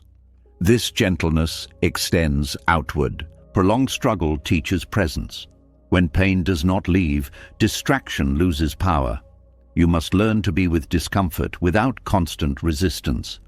This presence strengthens awareness. You become less reactive to pain in others because you recognize it. Slow healing also reveals how deeply connected suffering is. You notice shared patterns: fear, grief, shame, loneliness. These experiences are not unique to you. Seeing this reduces isolation. Compassion grows from recognition. There is patience learned here that cannot be taught. Not patience as waiting, but patience as endurance with kindness. You stop fighting your own pace. This patience becomes a gift you offer others without trying. Quick recovery often reinforces independence. Slow healing teaches interdependence. You learn to accept help, to ask, to receive. This vulnerability builds connection. It reminds you that healing is relational. Prolonged struggle also teaches respect for invisible pain.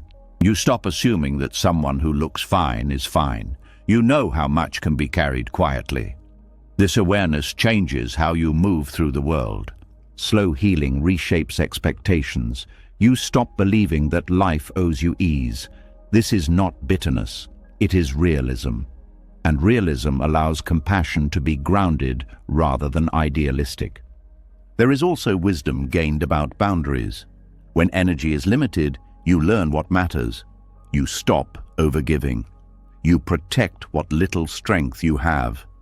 This protection teaches you to respect others' limits as well. Slow healing creates depth. It slows you down enough to notice subtle emotional layers. You understand grief not as a moment, but as a process. This understanding allows you to sit with others' pain without rushing them. There is also a quiet courage developed here. Continuing to live fully while healing slowly requires strength. Not the strength of overcoming, but the strength of allowing. This strength is gentle but resilient. Prolonged struggle teaches you how to be present without fixing. This skill is rare. Many people rush to solve discomfort. Slow healing teaches you to stay, to witness. This witnessing is healing in itself. Slow healing also reveals the difference between sympathy and compassion. Sympathy stays outside pain. Compassion enters it. Living with long-term struggle opens that door naturally. There is also gratitude that forms differently here. Not gratitude for relief, but gratitude for understanding. You appreciate moments of ease without clinging. You appreciate others' kindness more deeply. Quick recovery often leaves little room for reflection. Slow healing forces reflection. You ask deeper questions, not why this happened, but how to live with it. These questions mature awareness. Prolonged struggle also reduces fear of others' pain. When you have sat with your own, you are less afraid of theirs. You do not need to escape. You can stay present. Slow healing teaches non-judgment. You stop labeling experiences as good or bad so quickly. You see complexity. This reduces harshness toward yourself and others. There is also a reshaping of identity. You are no longer defined by strength or productivity. You learn to value being overdoing. This shift deepens compassion. Slow healing builds trust in process without guarantees. You learn to live well even without resolution. This ability brings peace that does not depend on circumstances. Prolonged struggle teaches reverence for small comforts: rest, quiet, gentle connection.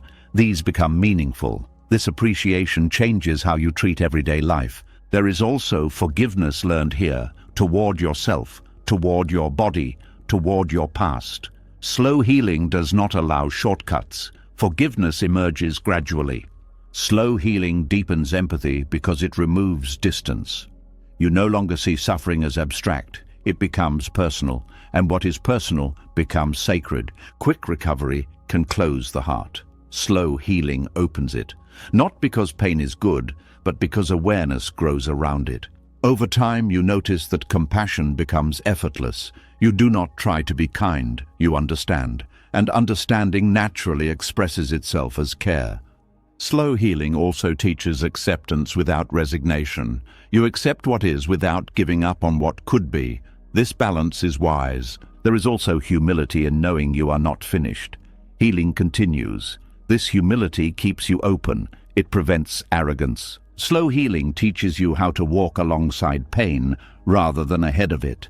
This companionship is what you later offer others.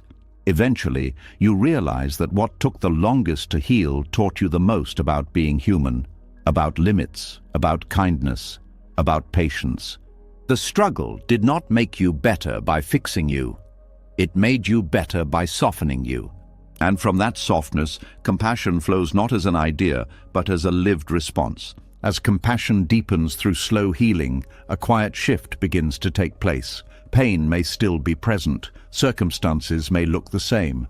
The world around you does not suddenly rearrange itself to reflect your effort. And yet, something fundamental has changed, not outside, inside. This is one of the most overlooked moments on any path. The moment when nothing changes, but you do. There is a strange disappointment that comes when growth does not alter the surface of life. The same problems appear. The same environment surrounds you. The same limitations remain. The mind expects transformation to announce itself through external change. When that does not happen, it assumes transformation has failed.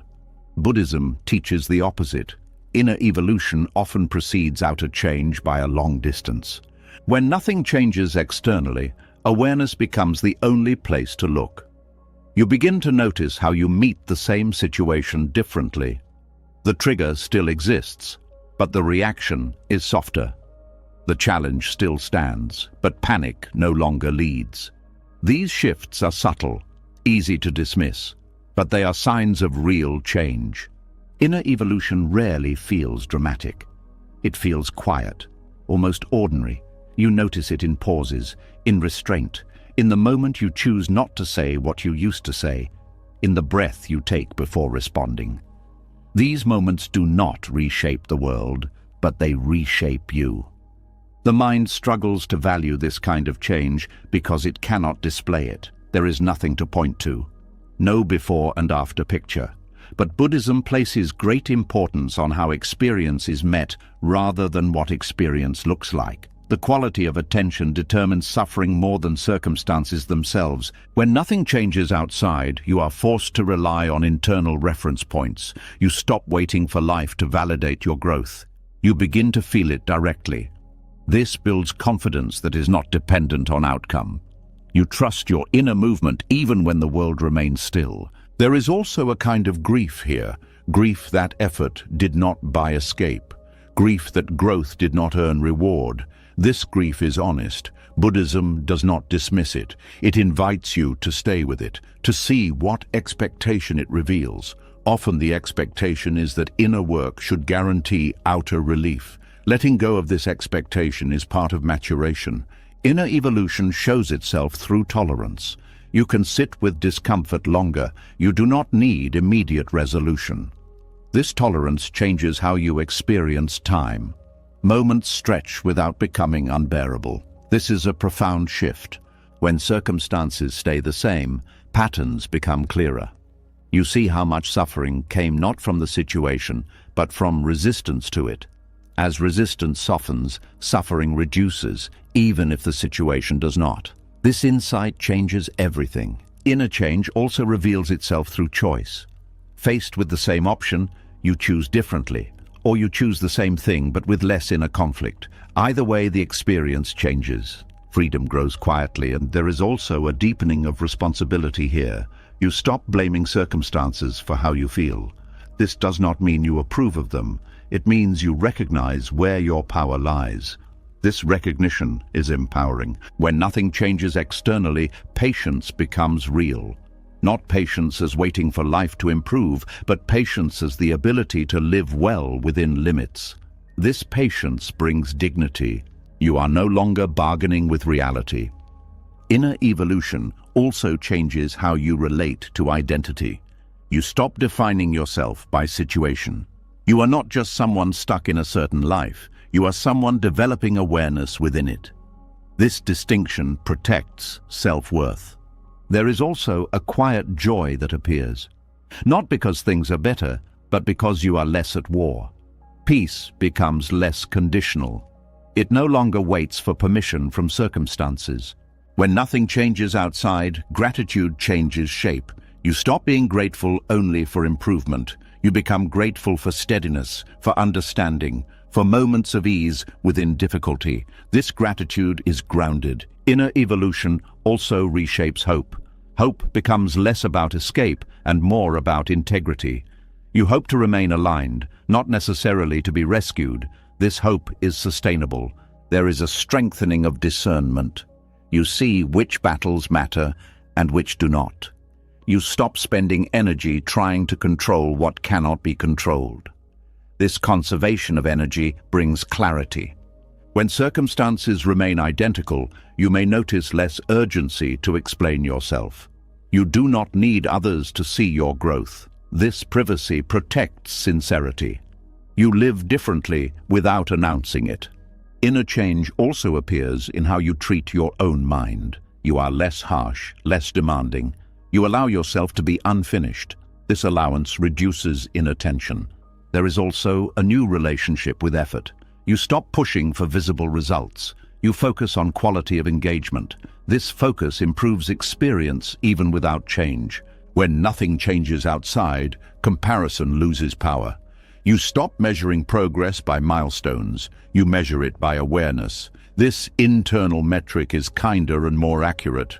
Inner evolution also deepens compassion. You recognize that many people are growing invisibly. You stop assuming that unchanged circumstances mean unchanged effort. This softens judgment.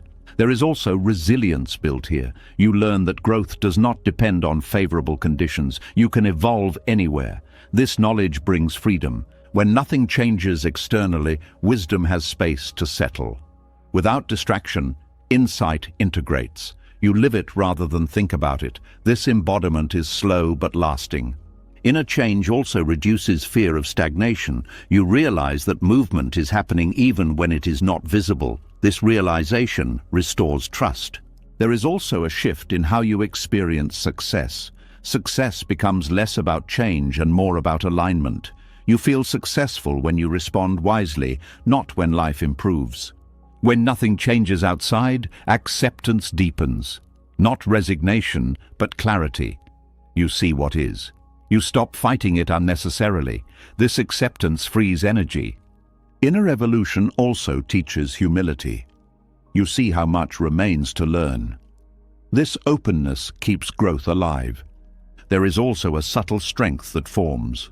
You are no longer easily shaken by lack of progress. You know that change is happening where it matters. When nothing changes externally, inner evolution becomes its own reward. You experience less suffering, more steadiness, more clarity. These are not small things. Over time, circumstances may change, or they may not, but you are no longer waiting to live fully. You are already doing so, from the inside out. And this is one of the deepest truths of the path.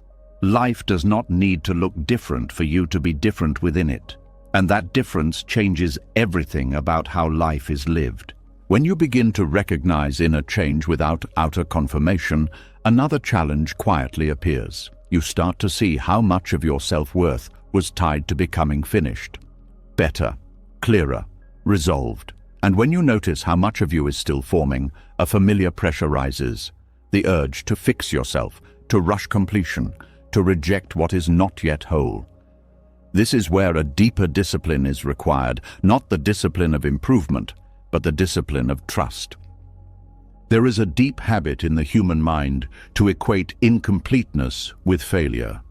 If something is unfinished, it feels wrong. If you are still struggling, it feels unacceptable. This habit forms early.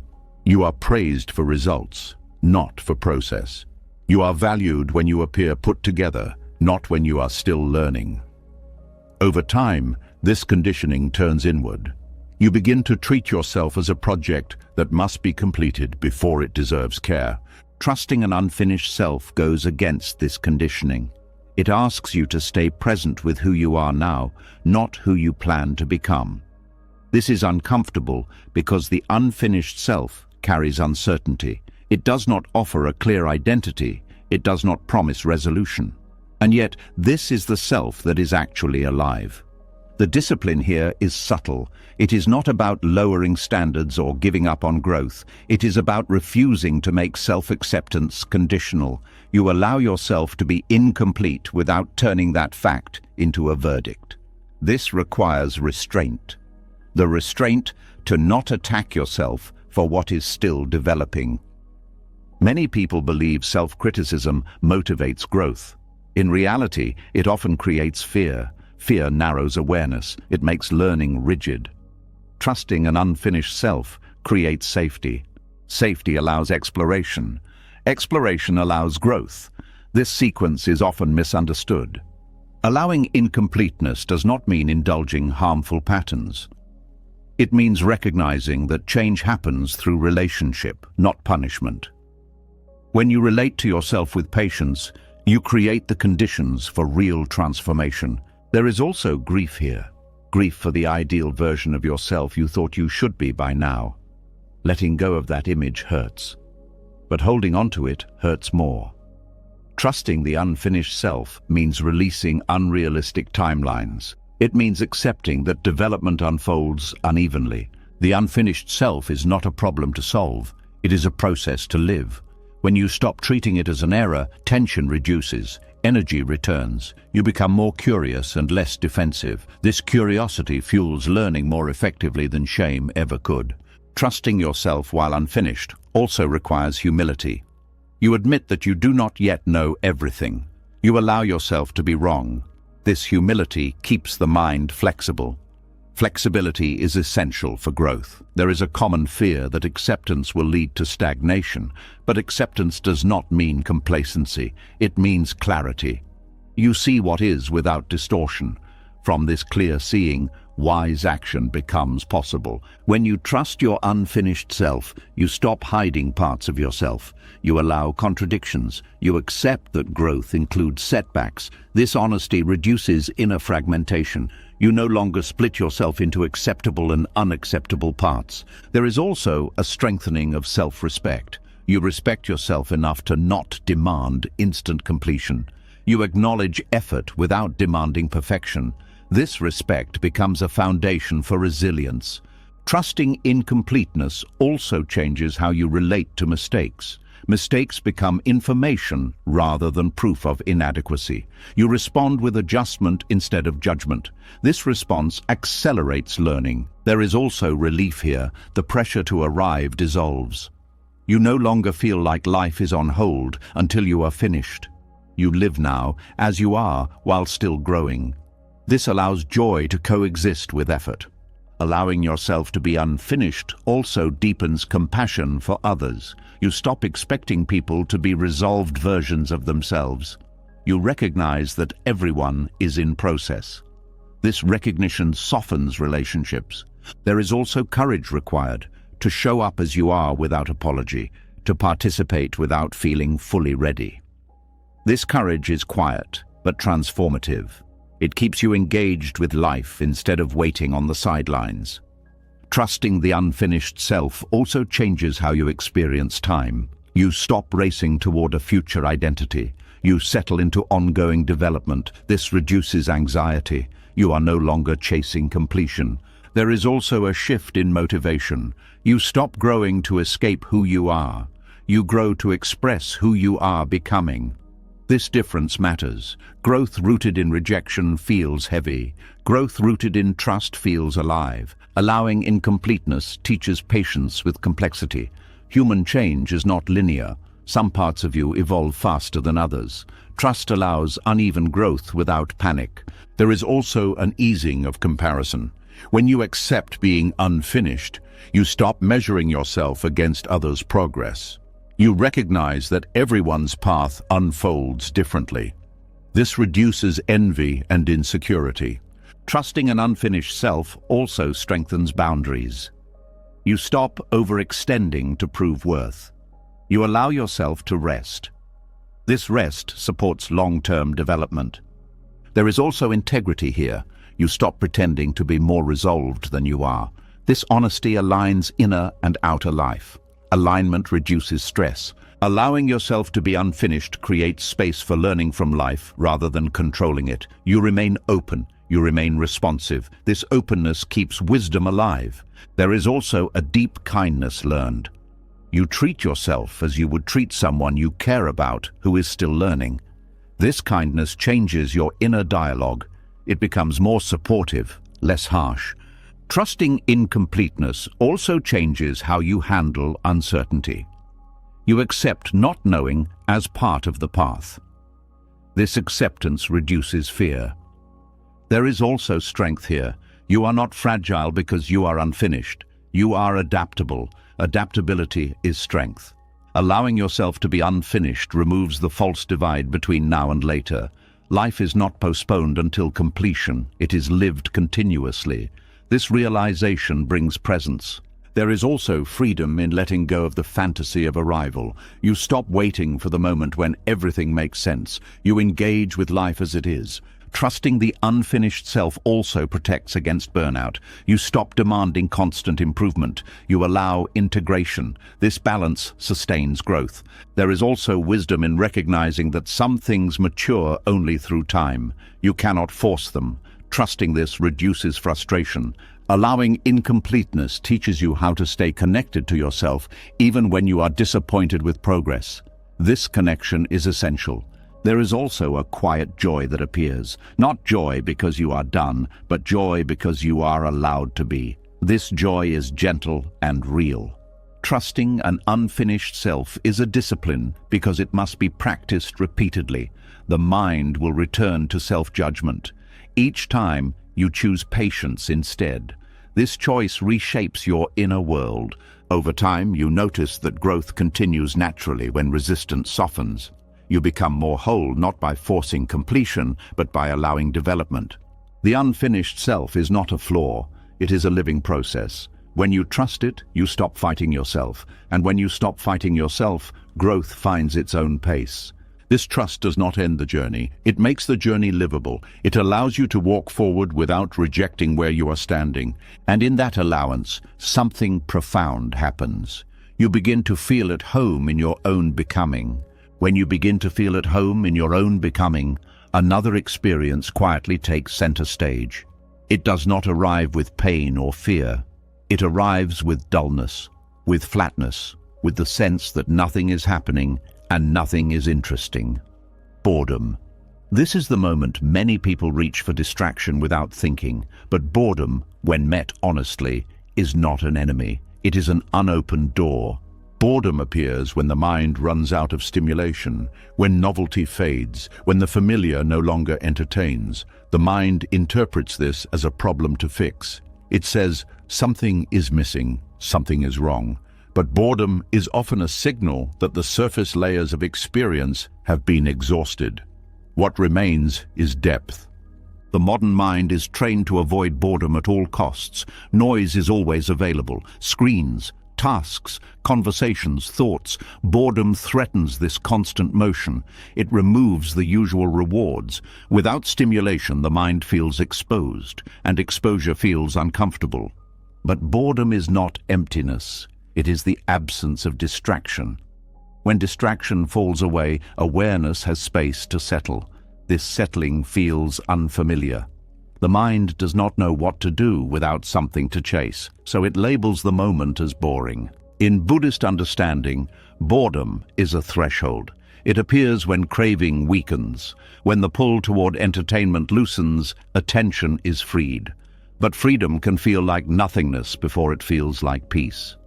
Many people turn back at this point, never discovering what boredom reveals. Boredom slows time. Minutes stretch. Sensations become more noticeable. Restlessness rises. This restlessness is not caused by boredom. It is revealed by it. Without stimulation, you feel the urge to escape more clearly. This clarity is valuable. It shows you where attachment lives. When you stay with boredom instead of escaping it, something shifts. Attention drops out of the mind and into the body. You notice breathing, posture, subtle tension. These details were always present, but noise covered them. Boredom removes the cover. There is wisdom here because presence lives in simplicity.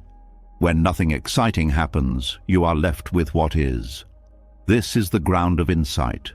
Insight does not require intensity. It requires honesty. Boredom also dissolves the belief that life must always feel meaningful to be meaningful. It teaches that value is not dependent on stimulation. Ordinary moments contain depth when they are met fully. There is discomfort in boredom because it removes identity props.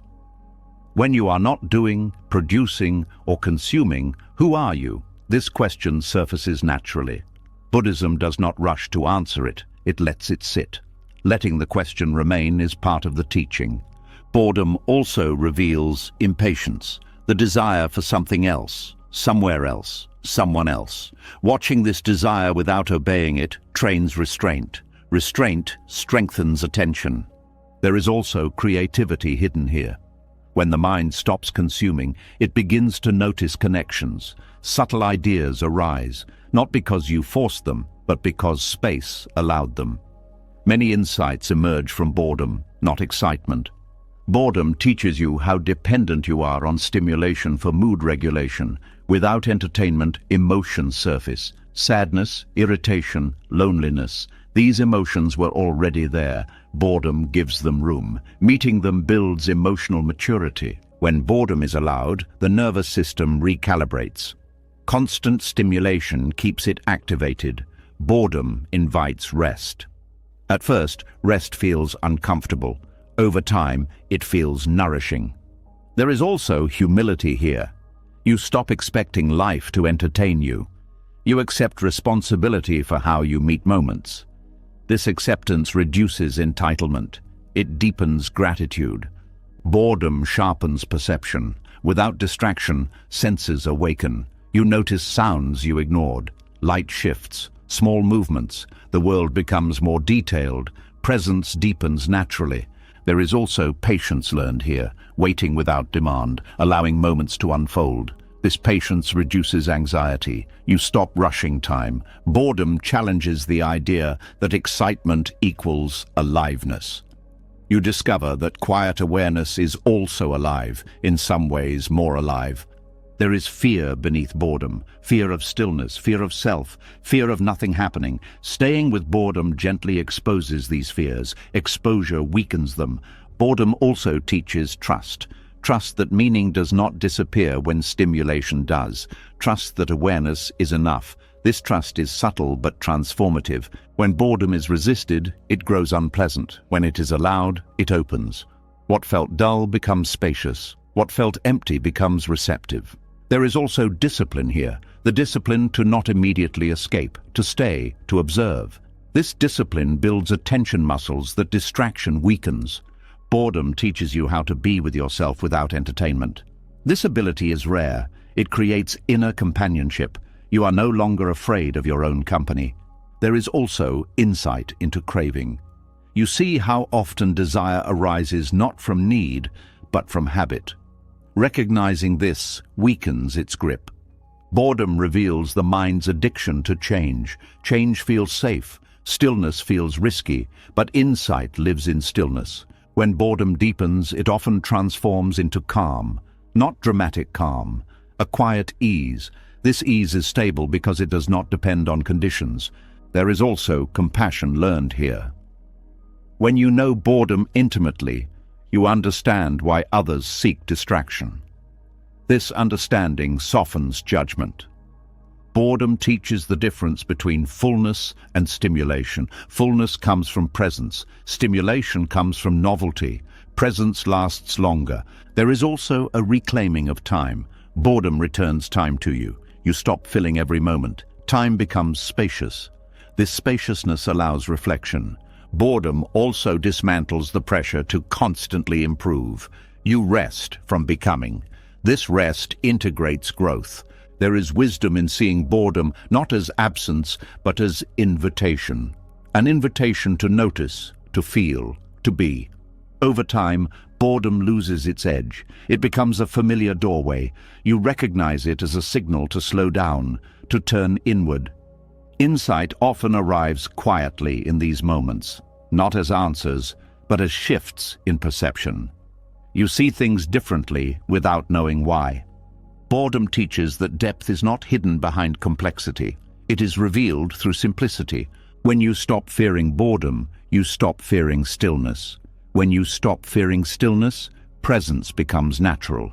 This presence changes how you live. You are less restless, less driven, more attentive. Boredom no longer feels like wasted time. It feels like unoccupied space, and unoccupied space is where understanding grows. The wisdom hidden in boredom is not flashy. It does not announce itself. It waits patiently for those willing to stay. And when you stay, boredom stops being empty. It becomes quiet ground, a place where awareness rests, where insight emerges, where life reveals itself without needing to entertain you. When boredom softens into presence and restlessness loses its urgency, attention begins to settle on what is actually happening. Not big moments, not dramatic changes, just small movements, small choices, small efforts that once felt too minor to matter.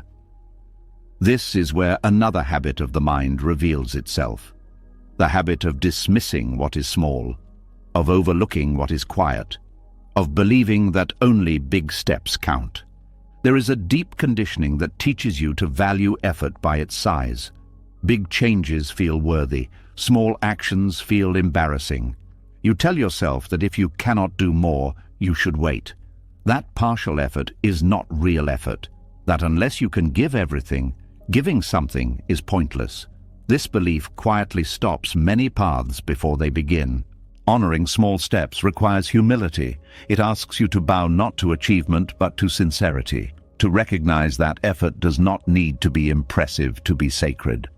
This goes against the voice that says you must earn your right to continue by doing more.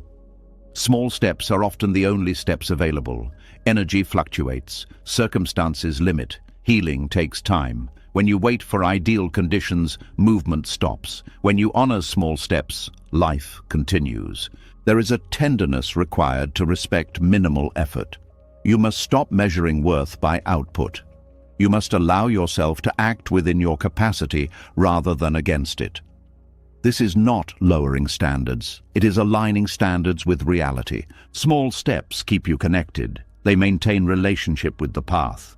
Even when momentum is low, a small action keeps the thread unbroken. This continuity matters more than intensity. The mind often says small steps are meaningless, but meaning is cumulative. One small action rarely transforms a life, but repeated small actions reshape direction. Over time, direction determines destination. Honoring minimal effort also protects against self-rejection. When you dismiss small steps, you dismiss yourself. You tell yourself that who you are today is not enough to begin. This creates shame. Shame paralyzes. Respect liberates. In Buddhist practice, a single breath taken with awareness is considered complete practice. Not because it solves everything, but because it honors presence. The value lies in sincerity, not scale. Small steps also build trust. Each time you act within your capacity, you prove to yourself that you can continue. This trust accumulates quietly. It does not shout. It steadies. There is also patience learned here. When progress is small, you must wait without frustration. This waiting trains endurance. It strengthens the ability to stay without rushing. Honoring small steps also changes how you view others. You stop expecting dramatic change. You recognize effort where you once saw stagnation. This recognition deepens compassion. Small steps protect you from burnout. Large efforts demand recovery. Small efforts can be sustained. Sustainability matters more than bursts of motivation. There is also dignity in doing what you can, even when it feels insignificant, especially when it feels insignificant. Dignity does not come from scale. It comes from honesty. Small steps teach you to listen to your limits. Limits are not enemies, they are information. When you respect them, you act wisely. When you ignore them, you break. There is also courage in allowing effort to be small. It means letting go of image, letting go of the need to appear capable. You choose authenticity over performance.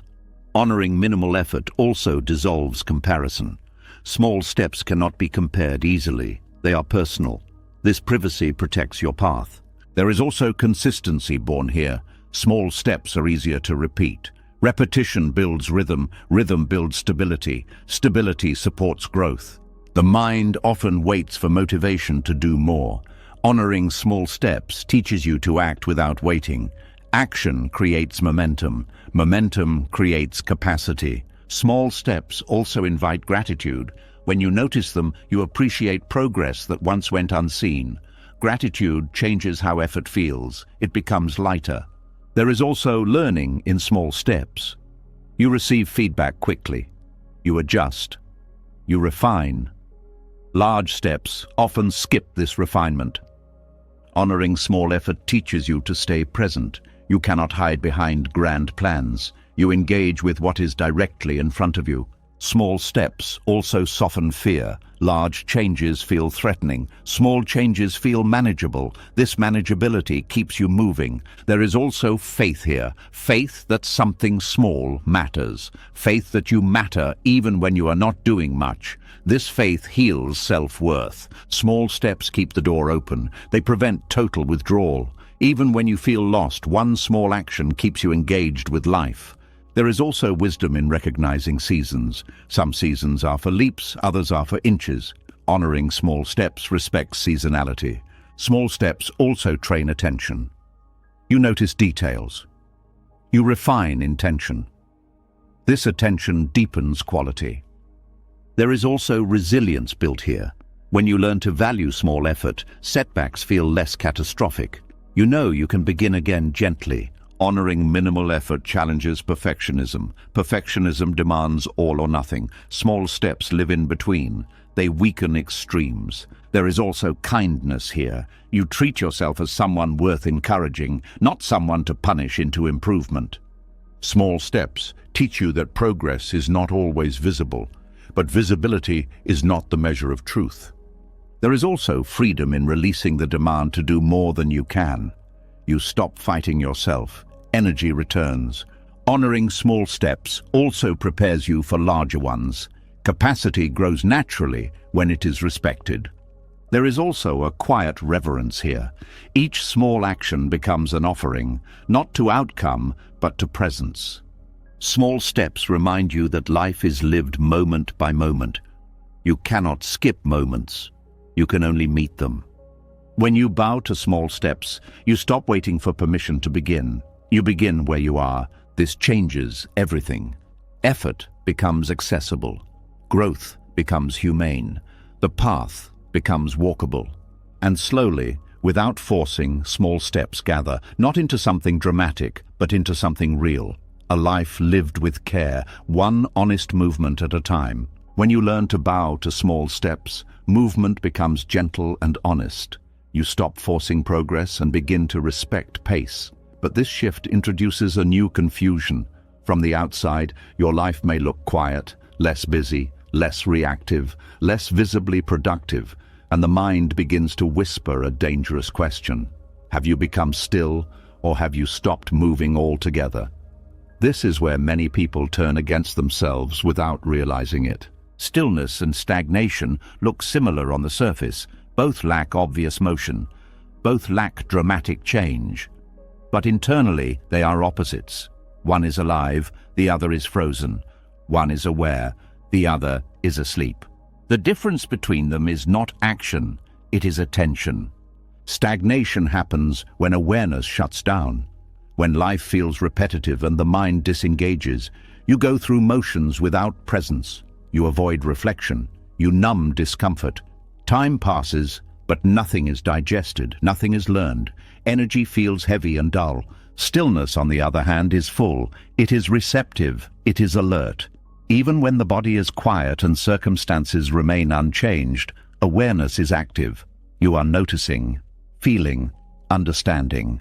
This inner activity does not always produce visible results, but it produces clarity. The mind often confuses the two because it measures progress by speed. If you are not moving fast, it assumes you are stuck. But speed has nothing to do with awareness. You can move quickly and be completely stagnant. You can be externally active and internally asleep. Stillness slows things down enough for perception to sharpen. You notice thoughts instead of being carried by them. You notice habits instead of repeating them blindly. This noticing is movement at a deeper level. It changes direction even when pace is slow. Stagnation avoids discomfort. Stillness meets it. When something feels unresolved, stagnation distracts. Stillness stays. This staying allows integration. Integration is progress that does not announce itself. Awareness transforms immobility into progress because awareness metabolizes experience. Without awareness, experience piles up undigested. With awareness, even repetition teaches, even silence informs. In stillness, emotions are allowed to move internally. You feel what you feel without acting it out.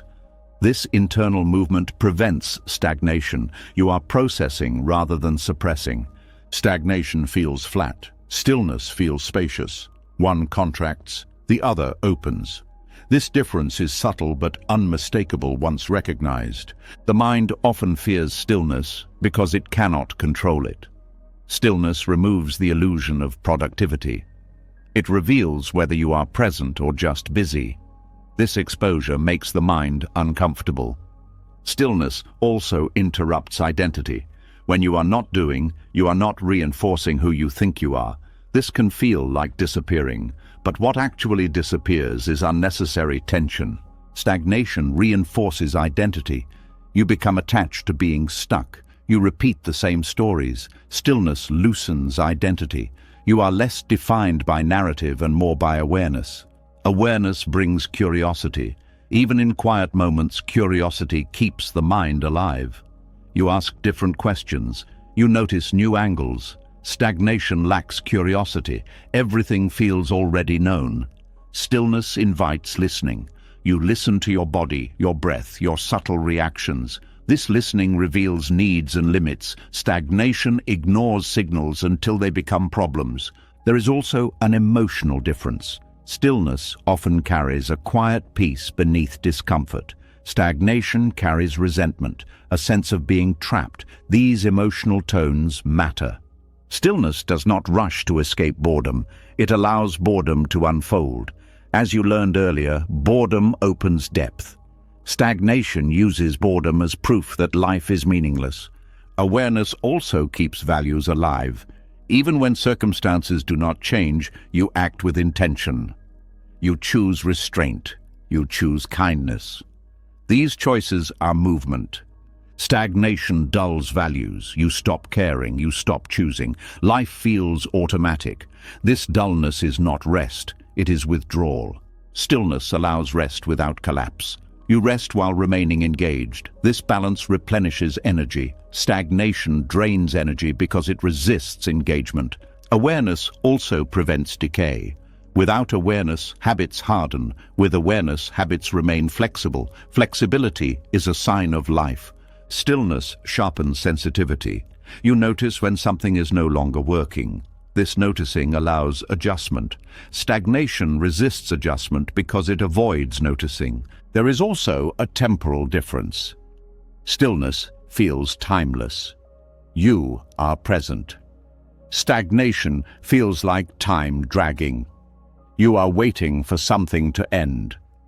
Awareness transforms immobility by keeping learning alive. Even without new input, insight deepens. You see patterns, you recognize causes. This recognition changes future responses. Stillness also supports ethical clarity. You pause before acting. This pause prevents harm. It allows wiser choices. Stagnation acts out of habit. The mind often demands visible proof of progress. Stillness offers internal proof. Less reactivity, more patience, more discernment.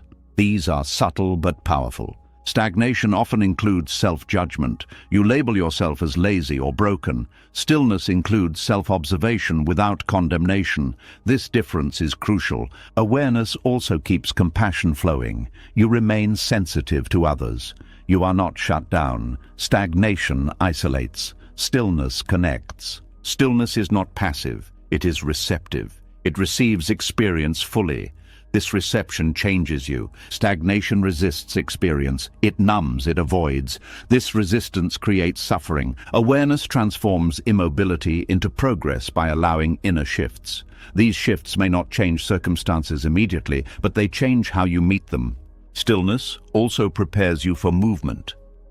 When the time comes to act, clarity is present. Stagnation leads to impulsive or delayed action. The difference becomes clearer with practice. You learn to feel it. You trust the quality of awareness rather than the quantity of action.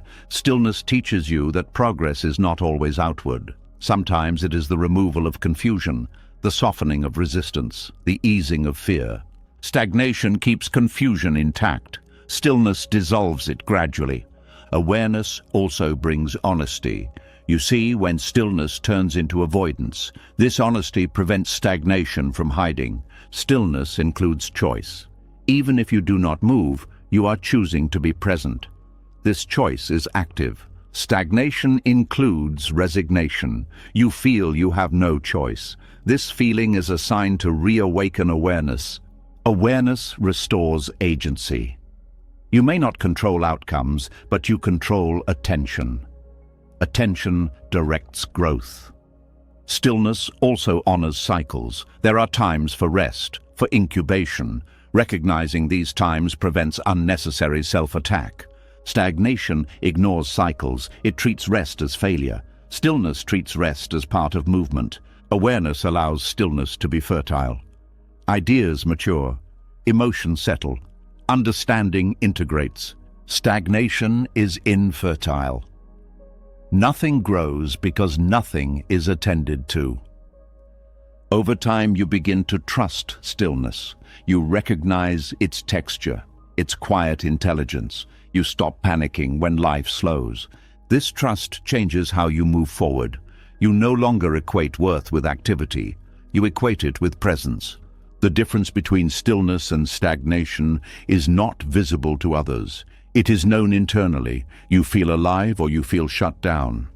Awareness keeps life alive even when it is quiet. It turns pauses into preparation, silence into learning. And when you learn to recognize this difference, you stop abandoning yourself during slow seasons. You remain present. You remain engaged. What once felt like doing nothing reveals itself as doing something essential. Becoming aware, becoming clear, becoming ready. Stillness, held with awareness, is not the absence of progress. It is progress refining itself. When you begin to trust stillness and recognize it as alive rather than empty, another habit of the mind comes into focus. A habit so familiar, it often goes unnoticed. The habit of rushing, the pressure to arrive, the quiet belief that if you move faster, you will finally understand. This belief feels harmless, even responsible, but it carries a hidden cost. Urgency does not bring awakening closer, it pushes it further away. Rushing is born from discomfort with the present moment. Something feels incomplete, unresolved, or unclear, and the mind wants relief. It imagines a future moment where everything will make sense, where peace will arrive, where effort will pay off. This imagined future becomes a destination, and the present becomes an obstacle to escape. Urgency fractures attention because it divides awareness. Part of you is here, but most of you is leaning forward. You are listening, but already planning the next step. You are practicing, but already measuring results. Attention becomes thin, and awakening, which depends on full presence, cannot take root in divided ground. The mind believes that speed equals progress, that faster understanding is better understanding. But understanding does not work like information. It is not accumulated, it is revealed. And revelation requires stillness, patience, and sustained attention. Urgency interrupts all three. When you rush, you skim experience instead of entering it. You move through moments looking for signs instead of staying with what is happening. This skimming creates the illusion of movement, but nothing integrates. Insights may appear briefly, but they do not settle. They remain concepts rather than lived truth. Urgency also tightens the nervous system. The body prepares for threat when it feels rushed. Muscles tense, breath shortens, perception narrows. In this state, awareness contracts. Awakening requires openness. Urgency produces the opposite. There is also fear beneath rushing, fear of wasting time, fear of falling behind, fear that if you do not hurry, something important will be missed. Buddhism teaches that this fear is rooted in misunderstanding. Nothing essential can be missed when you are present. Presence reveals what matters. Rushing creates a subtle violence toward experience. You are not allowing moments to unfold naturally. You are forcing meaning from them. This force distorts perception. You see what you expect instead of what is. Awakening is not an event you reach. It is a clarity that emerges when resistance drops. Urgency is resistance disguised as effort. It resists uncertainty. It resists not knowing. It resists waiting. This resistance delays realization. When urgency is present, practice becomes goal-driven. You meditate to feel calm. You reflect to gain insight. You act kindly to become better. These motivations are understandable, but they keep attention future-focused.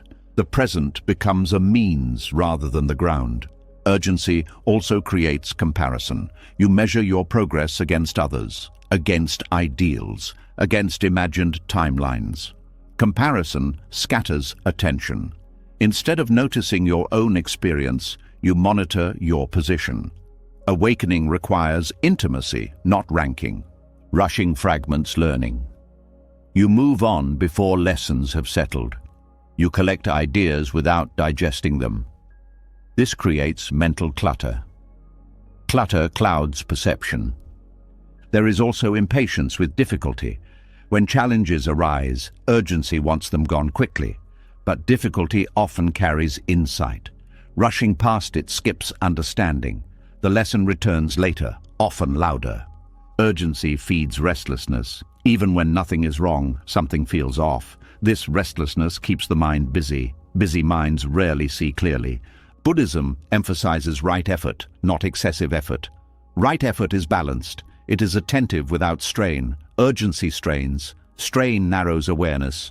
When you rush, you also rush others. You lose patience. You interrupt. You listen less deeply. This damages connection. Awakening is relational. It unfolds through how you meet life, including people. Urgency also distorts values. You begin to value outcomes over integrity, speed over care, efficiency over understanding. This distortion moves you away from wisdom. There is a paradox here. The more urgently you seek awakening, the more elusive it becomes. Because awakening is not something you acquire. It is something you stop blocking. Urgency blocks. Rushing creates mental noise, thoughts multiply, questions stack, analysis intensifies, silence recedes. As you learned earlier, silence is fertile ground. Urgency uproots it. There is also exhaustion that comes from rushing. The mind cannot sustain constant forward pressure. Fatigue dulls awareness. You may continue moving, but presence fades. Urgency makes you distrust the moment. You treat now as insufficient. This distrust erodes peace. Peace is not found later. It is found in how you relate to now. Awakening requires patience not because it takes time, but because patience allows depth. Without patience, depth cannot be entered. Everything remains surface. When urgency softens, something surprising happens. Time feels different. You are not waiting for the next moment. You are living this one. Attention gathers, experience deepens, slowness allows integration, feelings are felt fully, insights sink into behavior, choices become wiser. This integration is awakening in motion. Urgency also creates spiritual ambition. You want to be more aware, more evolved, more peaceful. This ambition reinforces the self you are trying to see through. Awakening loosens self-centered striving. Rushing postpones realization by keeping attention outside of itself. You are always reaching. Awakening happens when reaching stops. There is also fear of stillness beneath urgency. Stillness feels like nothing is happening, but stillness is where clarity arises. Urgency avoids stillness to avoid uncertainty. When you slow down, you notice subtleties, tiny shifts in thought, small emotional reactions. These subtleties are where insight lives. Urgency misses them. Urgency also undermines trust. You do not trust the process. You do not trust yourself to unfold naturally. This mistrust creates tension. Awakening is not fragile. It does not need to be chased. It reveals itself when conditions are right. Your role is to create those conditions, not force the result. Letting go of urgency feels risky at first. You worry you will lose momentum, but what you lose is agitation. What you gain is clarity. When urgency drops, effort becomes simpler. You do what is needed without drama. You stop overthinking. This simplicity supports realization. Urgency also keeps you focused on milestones. Awakening has no milestones. It is not marked by events. It is recognized by ease, clarity, and compassion. Rushing keeps you future-bound. Awakening is present-bound. This difference matters. As urgency fades, attention stabilizes. You are less scattered, less reactive, more available. This availability allows insight to emerge naturally. Awakening is not delayed by slowness, it is delayed by distraction. Urgency distracts. When you allow yourself to move at the pace of awareness rather than fear, realization draws closer without effort. It appears quietly, without fanfare. You may not even notice the moment it happens, because awakening is not fireworks. It is the absence of strain. The end of unnecessary struggle. Rushing delays awakening because it keeps you running past the very thing you are looking for. Slowing down allows you to stop long enough to see what has always been here. And when you see it, you realize there was never a race to win, only a moment to meet. When urgency loosens its grip and the need to rush begins to fade, you start to notice something unsettling. The world around you does not slow down with you. It keeps pushing. It keeps demanding speed, answers, output. And suddenly, your calm feels out of place. This is the moment when slowness stops being personal and starts becoming defiant. Not loud defiance, quiet resistance. The choice to move slowly in a world built on fear. Speed is rarely neutral. Beneath it lives anxiety, the fear of falling behind, the fear of being left out. The fear that if you stop, everything will collapse. Modern life runs on this fear. It keeps people busy enough to never feel what is driving them. Slow living exposes this engine, and that exposure is uncomfortable. Choosing slowness is not laziness. It is discernment. It is recognizing that constant acceleration does not equal safety. In fact, it often hides insecurity. When everything must be fast, there is no time to feel uncertainty. Slowness brings uncertainty to the surface. That is why it feels threatening. Fear thrives on speed because speed prevents reflection. When you are rushing, you do not ask why. You simply react. This reaction feels like control, but it is actually avoidance. Slow living interrupts this cycle. It creates space, and in that space, fear becomes visible. This visibility is the first act of rebellion. You stop letting fear decide your pace. You begin to choose patience not because it is comfortable, but because it is honest. Honesty disrupts systems built on panic. Slow living asks different questions, not how fast can this be done, but why does it need to be done at all? Not what is next, but what is here. These questions weaken fear's authority. Fear wants urgency. Clarity wants time. There is social pressure to rush. Messages, deadlines, comparisons, constant updates. Slowing down can feel like opting out of relevance, but relevance built on anxiety is fragile. Slow living builds relevance rooted in presence. Presence lasts longer. Choosing patience is not passive. It requires courage. You are choosing to feel what speed helps you avoid. Restlessness, doubt, uncertainty. These feelings do not disappear when ignored. They accumulate. Slow living allows them to move through you instead of running the show. Fear tells you that slowing down will cost you opportunities. Sometimes it does. But fear does not tell you what speed costs. Speed costs depth. Speed costs connection. Speed costs the ability to listen to yourself. Slow living restores relationship with the body. The body does not rush naturally. It responds to rhythm. When you slow down, signals become clearer. Hunger, fatigue, emotion. This clarity improves decisions.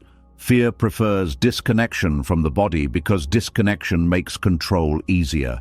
Patience in a culture addicted to speed feels rebellious because it refuses the premise that everything is urgent.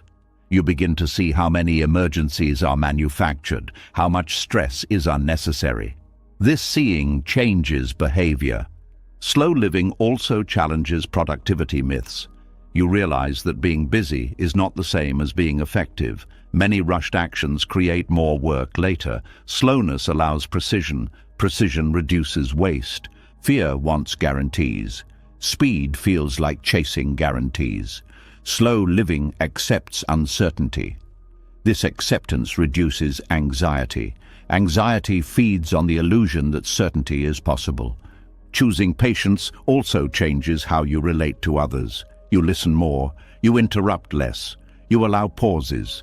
These pauses deepen connection. Fear-driven speed fractures relationships. Slowness repairs them. There is also a reclaiming of time. Slow living gives time back to you. Not more hours, but more presence within hours. Moments feel fuller.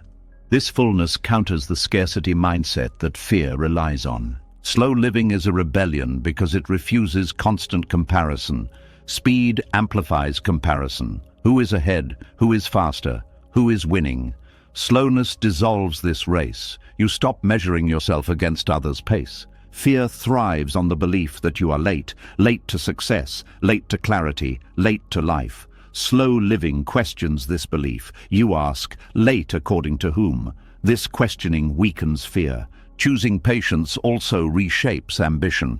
Ambition driven by fear feels desperate. Ambition guided by slowness feels intentional. You choose goals that align with values rather than panic.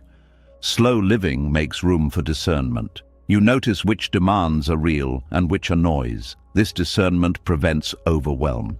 There is also a political aspect to slowness. Systems profit from rushed people.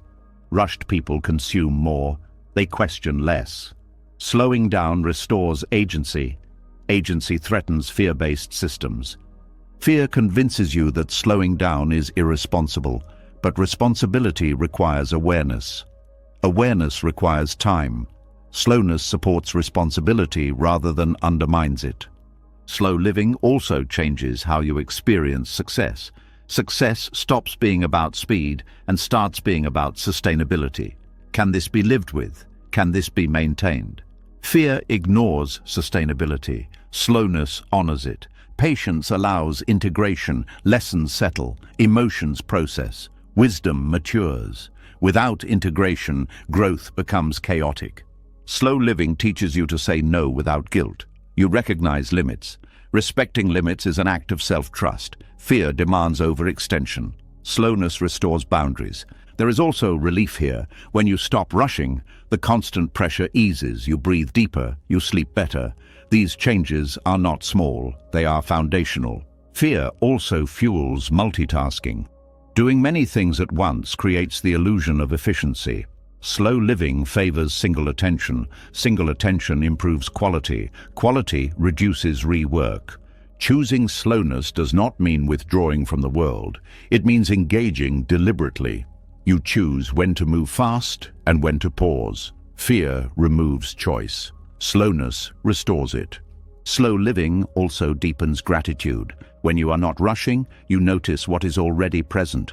Gratitude reduces fear by shifting attention from lack to sufficiency. There is also a spiritual dimension. Fear keeps attention external. Slowness turns attention inward. This inward turn reveals values. Values guide action more reliably than fear. Slow living is not about doing less. It is about doing what matters.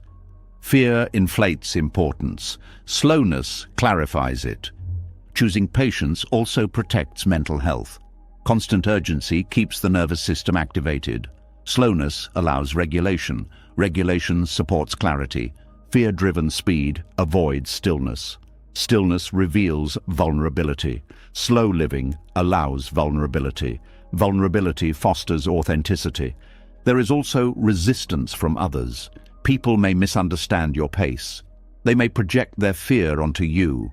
Slow living requires confidence to remain steady without approval. Slow living also changes your relationship with mistakes. You have time to notice them early. You adjust gently. Speed often turns small errors into big ones. Choosing patience helps you distinguish between pressure and purpose. Pressure demands immediate action. Purpose invites considered response. Slow living creates space for meaning. Meaning cannot be rushed. It unfolds through engagement. Fear wants shortcuts. Slowness respects process. Respecting process leads to deeper satisfaction. There is also joy in slowness.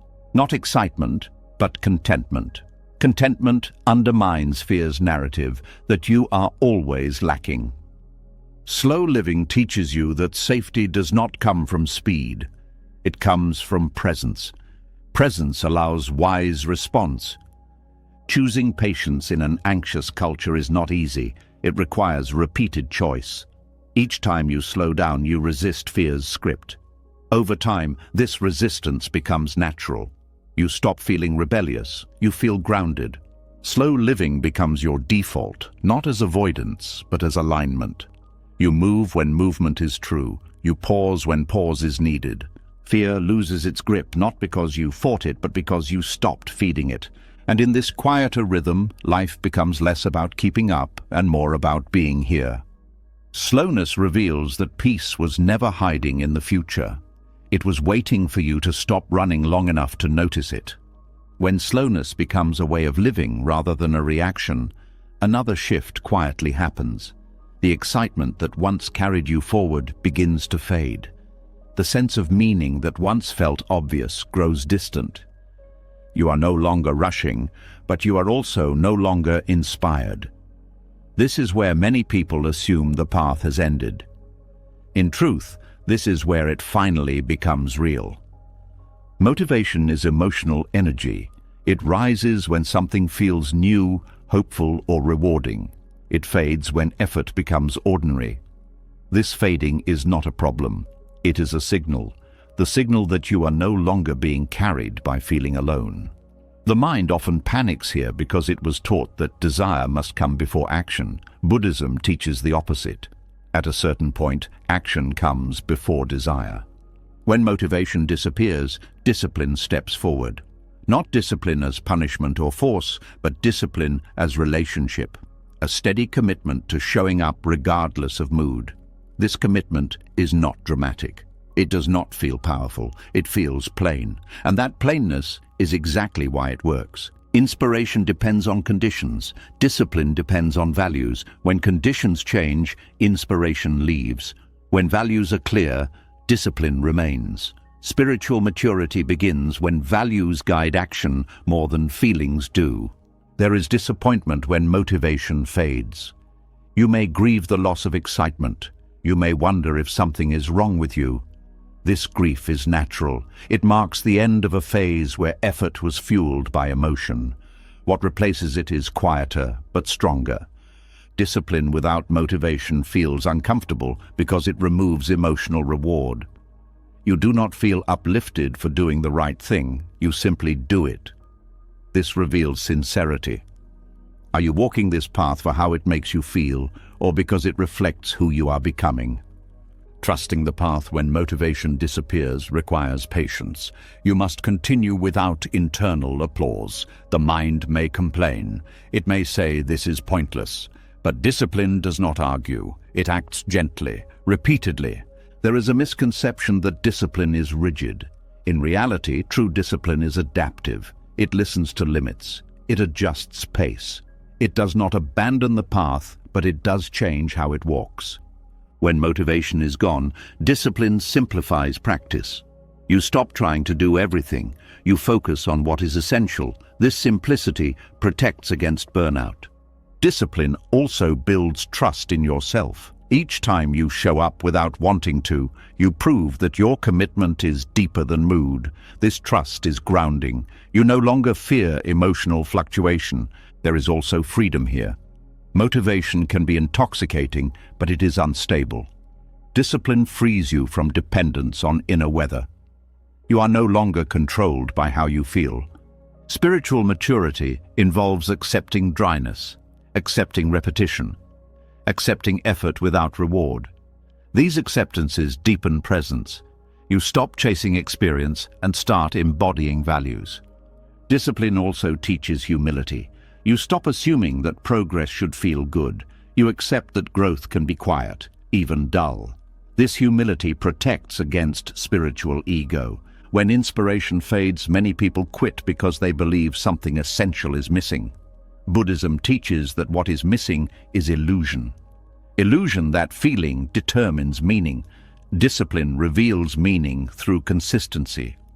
There is also clarity here. Without motivation clouding perception, you see your resistance clearly. You notice excuses, you notice avoidance. This noticing allows honest adjustment. Discipline without motivation also deepens compassion. You understand how hard it is to continue when nothing feels rewarding. This understanding softens judgment toward others. There is also endurance built here, not endurance of suffering, but endurance of ordinariness. Most of life is ordinary. Learning to live well within it is maturity. Trusting the path when motivation disappears requires letting go of the idea that growth should feel inspiring. Growth often feels repetitive. Discipline allows repetition to continue. Discipline also protects rhythm. You maintain a cadence. This rhythm stabilizes the nervous system. Stability supports insight. When motivation is gone, discipline prevents regression. You do not slide backwards simply because you feel flat. This steadiness preserves progress. There is also wisdom here. You learn the difference between desire and direction. Desire fluctuates. Direction remains. Discipline teaches you to act from intention rather than impulse. This shift changes how decisions are made. You become less reactive. Trusting the path without motivation also changes your relationship with time. You stop waiting for feeling to return. You live now. There is also peace here. Not excitement, but quiet steadiness. You are no longer negotiating with yourself constantly. Discipline does not eliminate doubt. It coexists with it. You act while unsure. This is maturity. When motivation disappears, discipline reveals whether the path is integrated into your life or dependent on special states.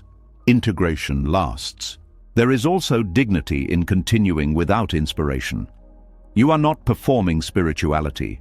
You are living it. Discipline replaces inspiration not because inspiration is bad, but because inspiration is temporary.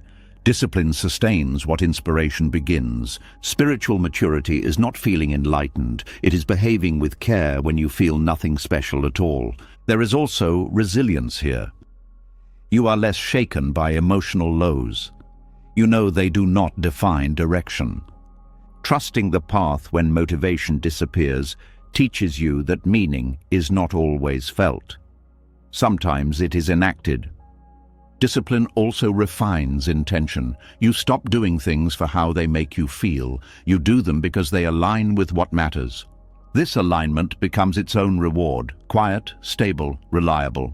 Over time, motivation may return, or it may not. But your commitment no longer depends on it. You have learned to walk without emotional fuel, to continue without excitement, to trust without reassurance. This is not a loss. It is graduation. The path becomes less dramatic and more honest, less about experience and more about embodiment. And in this embodiment, something subtle happens. You stop asking whether you are motivated enough. You simply continue, and that continuation, steady and unremarkable, is what spiritual maturity actually looks like. When discipline replaces inspiration and you continue without emotional fuel, a new temptation quietly appears. The temptation to push harder, to speed things up, to demand results from yourself now that you are committed. This pressure often disguises itself as dedication, but beneath it lives something sharper, a subtle aggression toward your own becoming. And this aggression, though socially praised, quietly works against transformation. Forcing change begins with impatience toward what is. You see where you are and decide it is not acceptable, not ready, not enough. You tell yourself you must be better, calmer, wiser, healed, quickly. This demand feels productive, but it carries a hidden message that who you are now is a problem. Violence does not always look like harm. Sometimes it looks like relentless improvement, constant self-correction, the refusal to rest until something inside you changes. This kind of pressure creates tension, not growth. Growth responds to safety, not threat. When change is forced, resistance naturally rises. This resistance is not stubbornness, it is protection. Parts of you push back because they sense danger, they sense rejection. When growth feels like an attack, the system closes. Aggression toward growth fractures trust within yourself. You begin to treat your inner world as an enemy territory that must be conquered. This internal conflict drains energy. Instead of transformation, you get exhaustion. Forcing change also narrows awareness. When you are focused on fixing, you stop listening. You overlook important information. Emotions are labeled obstacles instead of messages. This blindness delays insight. There is also fear beneath forced change. Fear that if you do not push, nothing will happen. Fear that patience is laziness. Fear that softness equals failure. Buddhism teaches that fear-driven effort lacks wisdom. It acts without understanding. When change is forced, the mind uses harsh language. Should, must, why can't you? This language creates shame. Shame constricts attention. Constricted attention cannot learn. Transformation requires curiosity. Aggression kills curiosity. You are too busy correcting to understand, too busy judging to feel. Forcing change also disrupts natural timing. Development has rhythms. Some parts need rest, others need repetition. Pressure ignores rhythm. It applies the same force everywhere. This uniform pressure breaks delicate processes. There is a difference between commitment and coercion. Commitment listens, coercion commands. When you coerce yourself, parts of you comply briefly, then rebel. This cycle creates instability. Aggression toward growth also feeds perfectionism. Nothing is ever enough. Progress is discounted. This dissatisfaction keeps you chasing instead of integrating. Forcing change often produces superficial results. You may appear improved, more controlled, more disciplined, but underlying patterns remain untouched. They resurface later, often stronger. There is also a loss of compassion here. When you are harsh with yourself, you become harsh with others. You expect rapid change from them too. This damages connection. Growth forced through pressure lacks resilience. It depends on continued force. When force drops, progress collapses. Sustainable transformation requires internal agreement, not domination. Forcing change also disconnects you from your body. You override signals. You push through fatigue. You ignore discomfort. This disconnection leads to imbalance. Buddhist practice emphasizes right effort. Right effort is gentle. It is firm without being violent. It respects limits. It responds to conditions. Aggression toward growth creates inner fragmentation. Some parts of you want change. Others want safety. Instead of dialogue, you impose authority. This silences important voices. When parts are silenced, they do not disappear. They go underground. They influence behavior indirectly. This creates confusion. Forcing change also undermines trust in process. You do not believe that growth will happen unless you control it. This mistrust creates constant tension. There is also grief hidden here. Grief for how long things are taking. Grief for how imperfect you feel. Aggression often masks this grief. Softening reveals it. Transformation requires allowing grief. Forcing skips grief. Skipped grief returns as resistance. Aggressive self-improvement treats symptoms, not causes. It changes behavior without addressing meaning. This leads to relapse. Forcing change also creates fear of failure. If effort is harsh, mistakes feel dangerous. Fear reduces experimentation. Without experimentation, learning stops. There is also spiritual bypassing here. You try to rise above unresolved issues instead of meeting them. This bypass delays healing. Aggression toward growth often comes from comparing yourself to an ideal. This ideal is usually unrealistic. Chasing it creates constant dissatisfaction. Buddhism teaches that clinging to ideals creates suffering. Forcing change is clinging in action. Transformation unfolds through relationship. Relationship with yourself, with experience. Relationship requires respect. Aggression breaks respect. When you slow down and listen, you notice that some parts resist change because they need understanding, not correction. Listening allows this understanding. Gentle change invites cooperation. When parts feel seen, they soften. This softening allows movement. Forcing change also ignores the wisdom of gradual unfolding. Some insights must ripen. Pressure harvests them too early. There is also exhaustion that comes from constant self-pressure. Exhaustion dulls awareness. Dull awareness cannot transform. Aggression toward growth often confuses intensity with sincerity. Intensity looks impressive, sincerity looks ordinary, but sincerity lasts. Transformation is not a war. There is nothing to defeat. There is only understanding to deepen. When you stop forcing, you create space. In this space, awareness returns. Awareness reveals next steps naturally. Gentle effort builds trust. Trust allows risk. Risk allows change. Forcing creates compliance. Allowing creates participation. Participation is transformative. There is also forgiveness required. Forgiveness for slowness. Forgiveness for imperfection. Forgiveness for being human. Aggression toward growth refuses forgiveness. It demands constant improvement. This demand is unsustainable. Transformation happens when resistance is met with curiosity instead of force. Curiosity opens, force closes. There is also a quiet confidence that grows when you stop pushing. You trust that change will come through engagement, not attack. Buddhist wisdom reminds us that a clenched fist cannot receive. Aggression clenches. Gentleness opens. When you release the urge to force, effort becomes cleaner. You do what is needed without violence.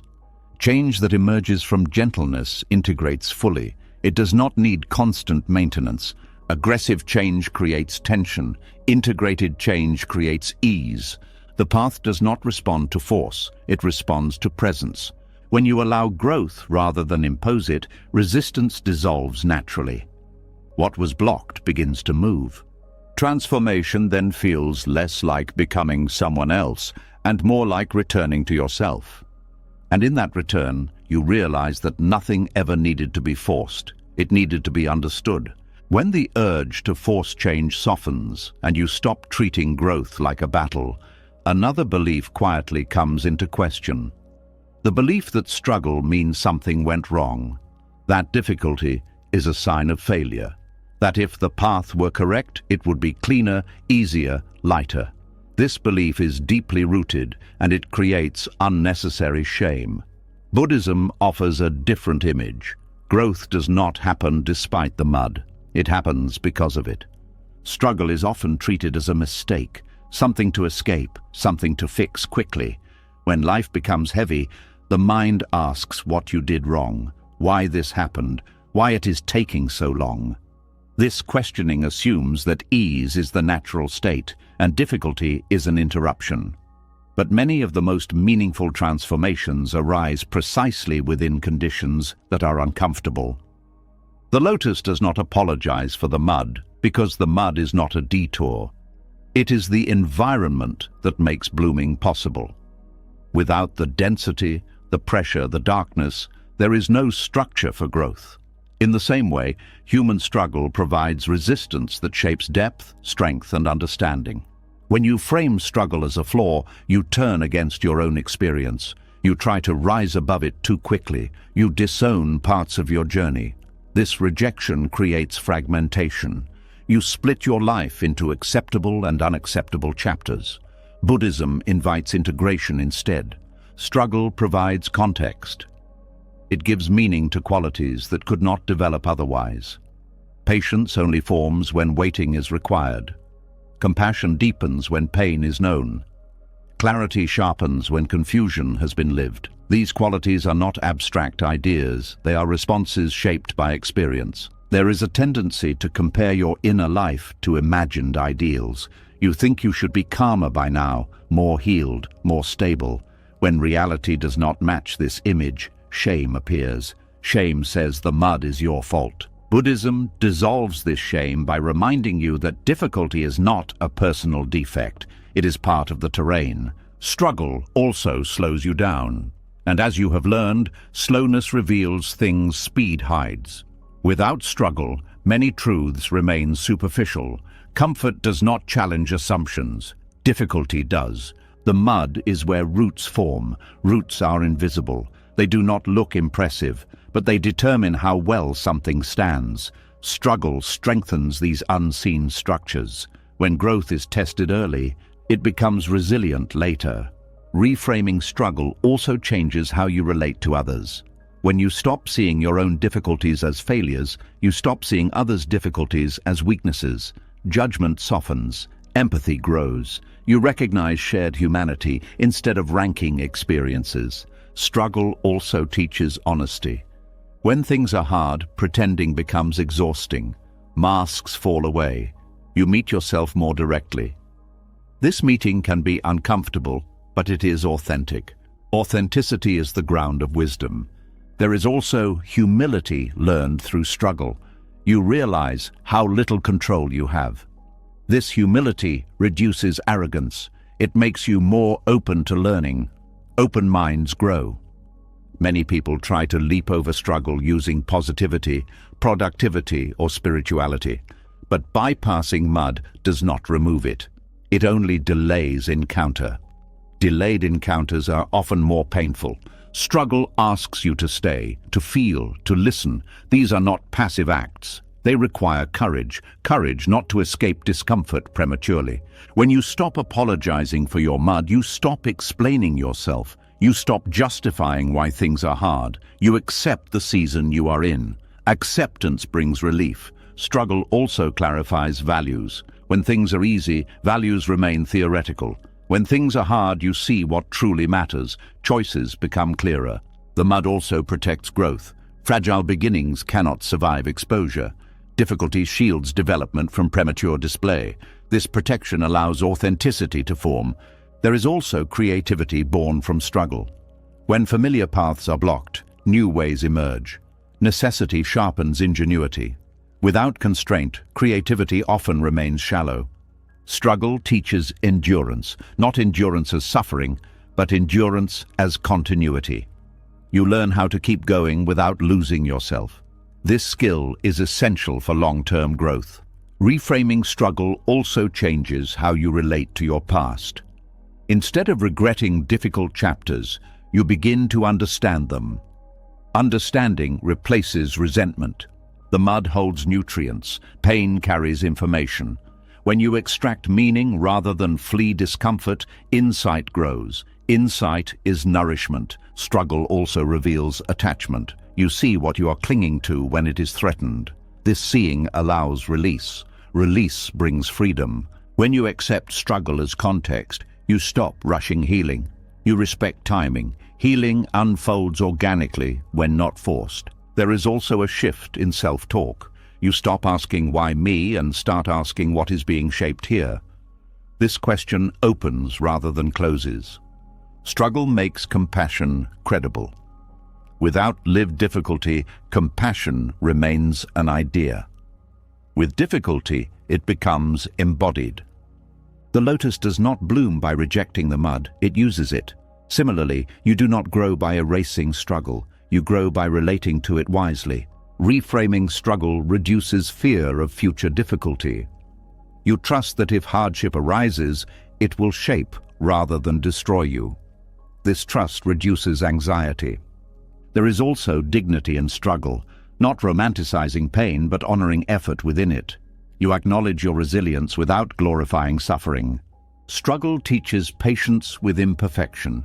You realize that growth is uneven. This patience softens self-criticism. When struggle is seen as context, not flaw, identity shifts. You are not broken, you are becoming. This reframing also changes success. Success is no longer absence of struggle, it is presence within it. The mud also grounds you. It keeps you connected to reality. Idealized paths often lead to disillusionment. Real paths include difficulty. Struggle reminds you that wisdom is lived, not imagined. It is earned through engagement. When you stop apologizing for your mud, you stop hiding. You bring your whole self forward. This wholeness is powerful. There is also relief here. You no longer carry the extra burden of shame. Difficulty is enough without judgment added. Reframing struggle allows gratitude to emerge. Not gratitude for pain, but gratitude for what pain has revealed. The lotus blooms not in spite of where it grew, but because of it. It does not reject its origin, it integrates it. In the same way, your clarity, your compassion, your depth are not accidents. They are shaped by where you have been. When you understand this, the path changes tone. It becomes less about correcting mistakes and more about honoring process. Struggle stops being evidence against you. It becomes evidence of engagement. And in that understanding, you stand taller, not because the mud is gone, but because you no longer believe it disqualifies you. You do not apologize for the conditions that shaped you. You grow from them. And like the lotus, you rise without denying where your roots are planted. When you stop apologizing for the mud and accept struggle as part of the terrain, another quiet discomfort often remains. Even with acceptance, even with patience, even with trust. There is still confusion. Direction is not clear. Answers do not arrive.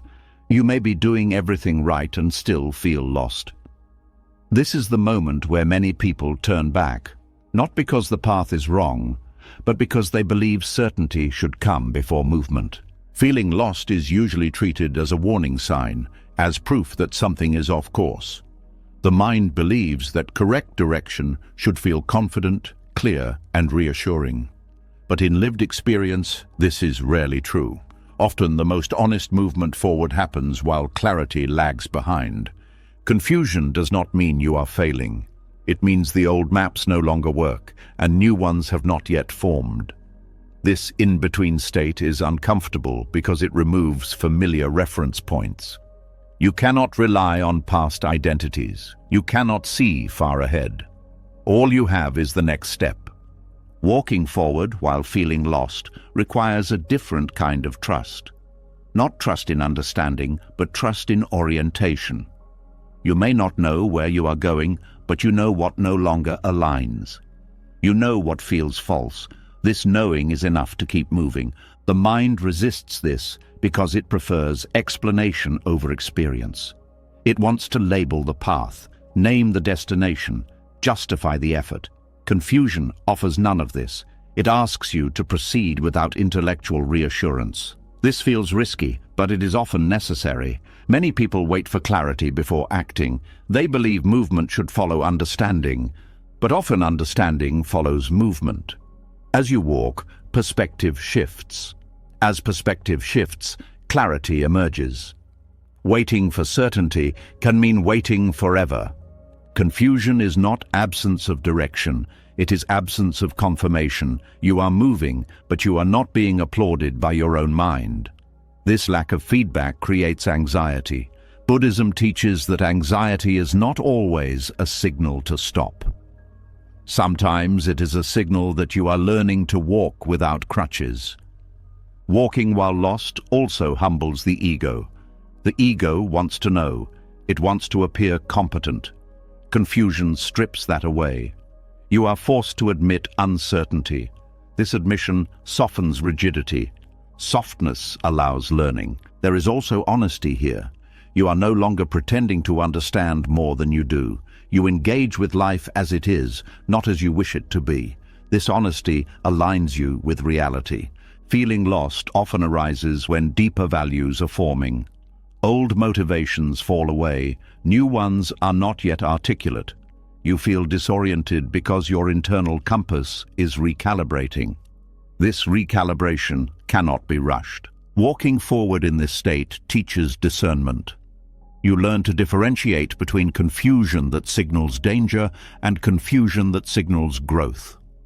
The former feels panicked and contracted. The latter feels uncertain but alive.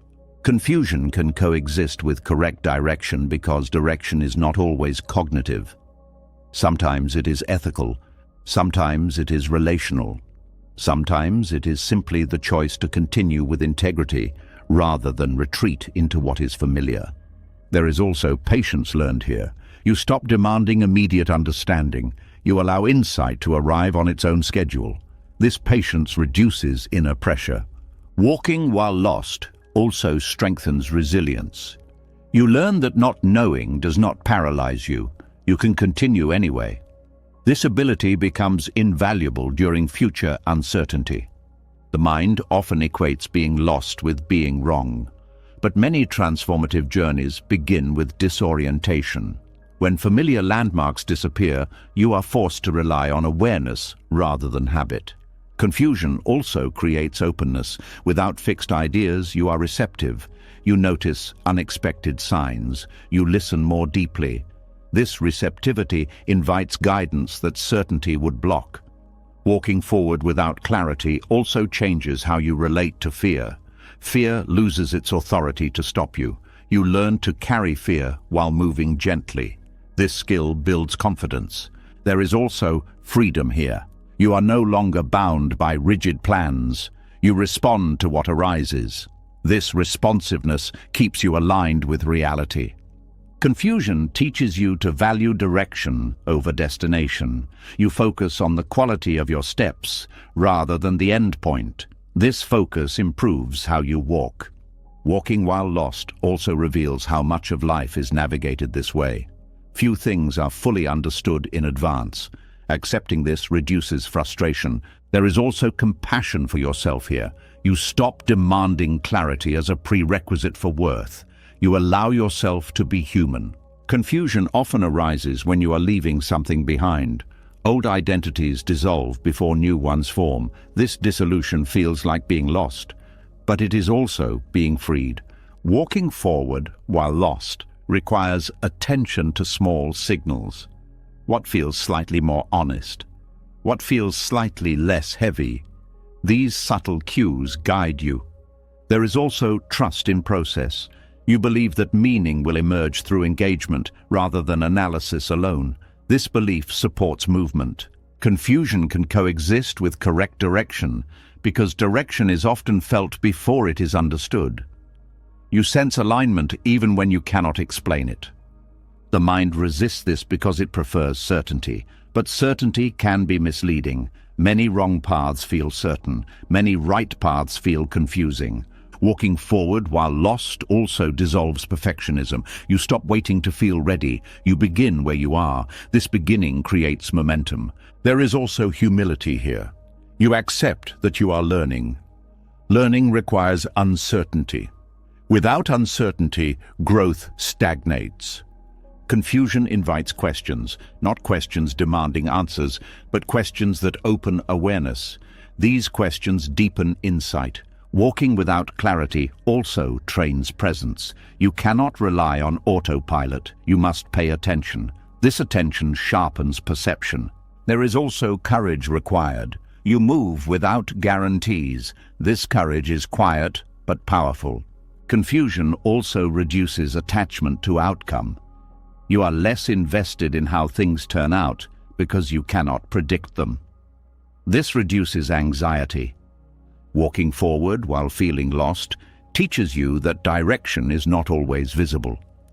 Sometimes it is only felt after distance is traveled. Over time, you may look back and realize that what felt like wandering was actually learning terrain. You were gathering experience, not wasting time. Confusion also builds tolerance for ambiguity. Life is ambiguous. Resisting this creates suffering. Accepting it creates ease. Walking while lost allows you to meet life freshly. Without assumptions, you see what is actually there. This seeing is valuable. There is also faith here. Not faith that you know where you are going, but faith that you can respond wisely as you go. Confusion does not disqualify you from progress. It often accompanies it. When you stop treating being lost as failure, you stop panicking. You move more gently. This gentleness keeps you aligned. Walking forward while lost also teaches surrender. You release the need to control understanding. You allow insight to unfold. There is also strength here. You are not waiting for certainty to live. You are living now. Confusion becomes less threatening over time. You recognize it as a companion on the path rather than an enemy. Eventually, clarity does emerge, not all at once, gradually, often quietly. And when it does, you realize it could not have arrived sooner. It needed the walking, it needed the uncertainty, it needed the humility. You were not lost in the way you feared. You were learning how to move without a map, and that learning becomes one of your greatest strengths. When you learn to walk forward even while feeling lost, another space quietly reveals itself. A space that feels suspended. You have acted, you have chosen, you have planted something, but nothing has answered yet. No results, no confirmation, just waiting. This pause is uncomfortable because it does not belong to effort or outcome. It belongs to neither past nor future. And yet, this is where much of life actually happens. There is a deep unease in the gap between cause and effect. You do something meaningful and expect a response. When none comes, the mind fills the silence with doubt. Did it work? Did it matter? Did I choose wrong? This questioning is natural, but it often turns the pause into suffering. Buddhism invites a different relationship with this space. It calls it sacred. The pause exists because life does not respond instantly. Causes move through layers of conditions before effects appear. These layers are complex and mostly invisible. The mind struggles with invisibility. It wants feedback. It wants reassurance. When reassurance is delayed, anxiety grows. The sacred pause asks you to stay without reaching forward, to remain present without demanding resolution. This is difficult because the mind believes peace should arrive after results, not before them. But waiting for outcomes to feel settled keeps you restless. Living peacefully in the gap requires trust not in results, but in process. You trust that causes are moving even when effects are silent. This trust is quiet. It does not eliminate uncertainty. It allows uncertainty to exist without panic. The pause reveals how attached you are to outcome. When nothing happens, attachment becomes obvious. You feel tension, impatience, fear. This is not failure, it is information. The pause shows you where clinging lives. There is also vulnerability here. Without outcome, identity feels unstable. You are no longer someone who succeeded or failed. You are someone who acted and is now waiting. This undefined state is uncomfortable, but it is also freeing. You are not yet boxed into a story. The gap between cause and effect is where integration happens. Actions need time to settle into the system. Lessons need time to mature. Without pause, nothing integrates.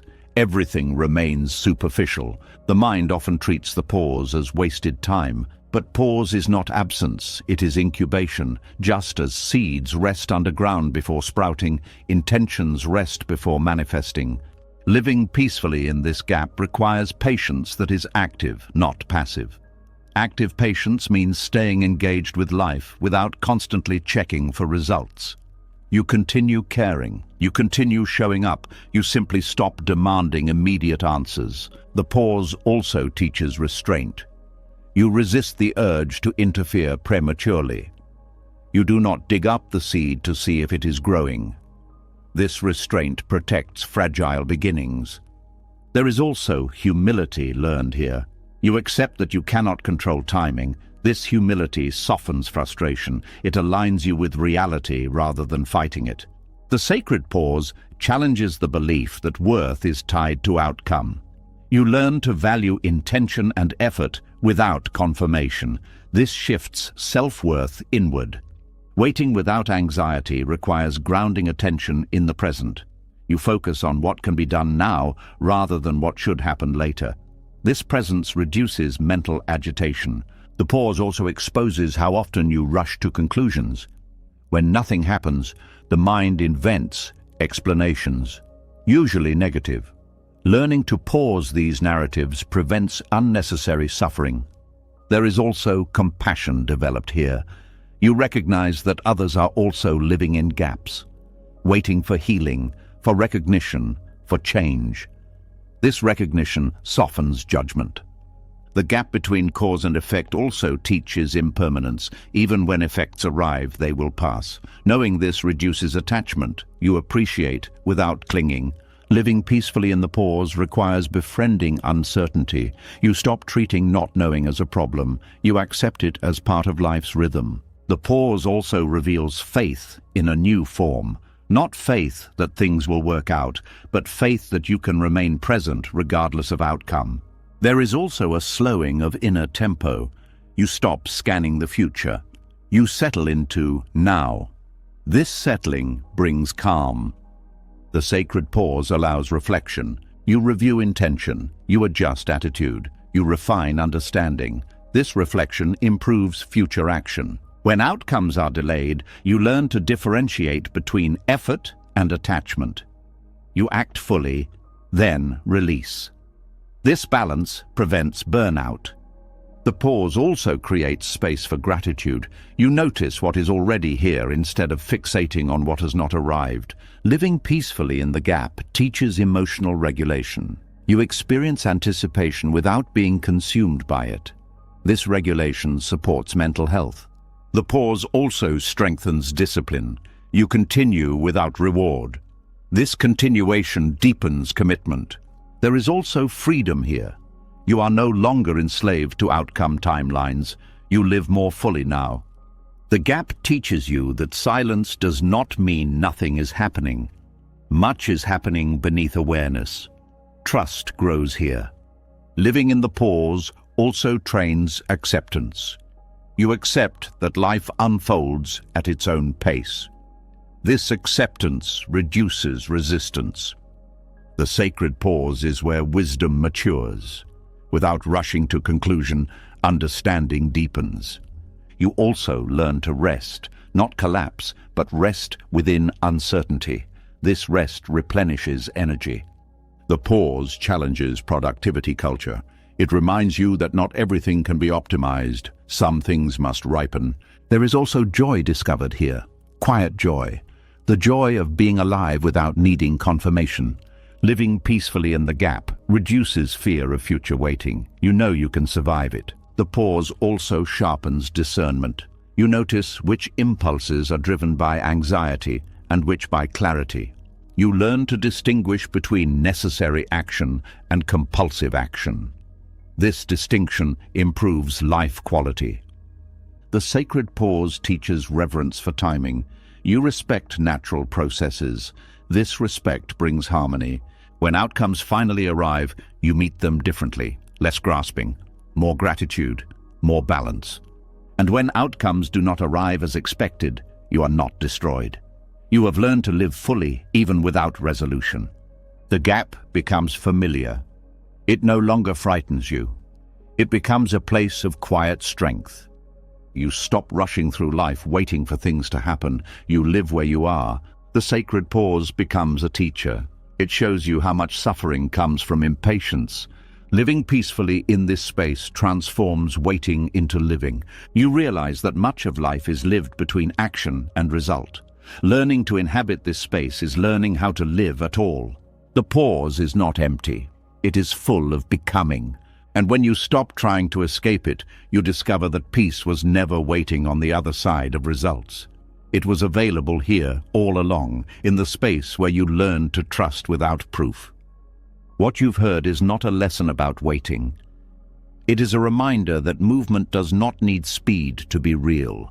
You've seen how trust grows in silence, how effort continues without witnesses, how confusion can walk beside clarity, how patience protects wisdom, and how growth unfolds even when nothing seems to change. You've learned that slowness is not failure, that struggle is not a flaw, and that stillness can carry more progress than urgency ever could. What moves slowly is still moving forward because it is honest, because it is rooted, because it is not trying to escape the moment it is in. Trust is not loud. It does not rush. It stays. If something in this journey spoke to you, leave a comment with the words, "I am still moving forward," not for anyone else, just as a quiet marker that you heard what you needed to hear today. And if you want more teachings like this, calm, grounded, and meant to stay with you long after the video ends, subscribe to the channel and turn on notifications. Move at your pace, stay with the path. And remember, even now, even here, you are still moving forward.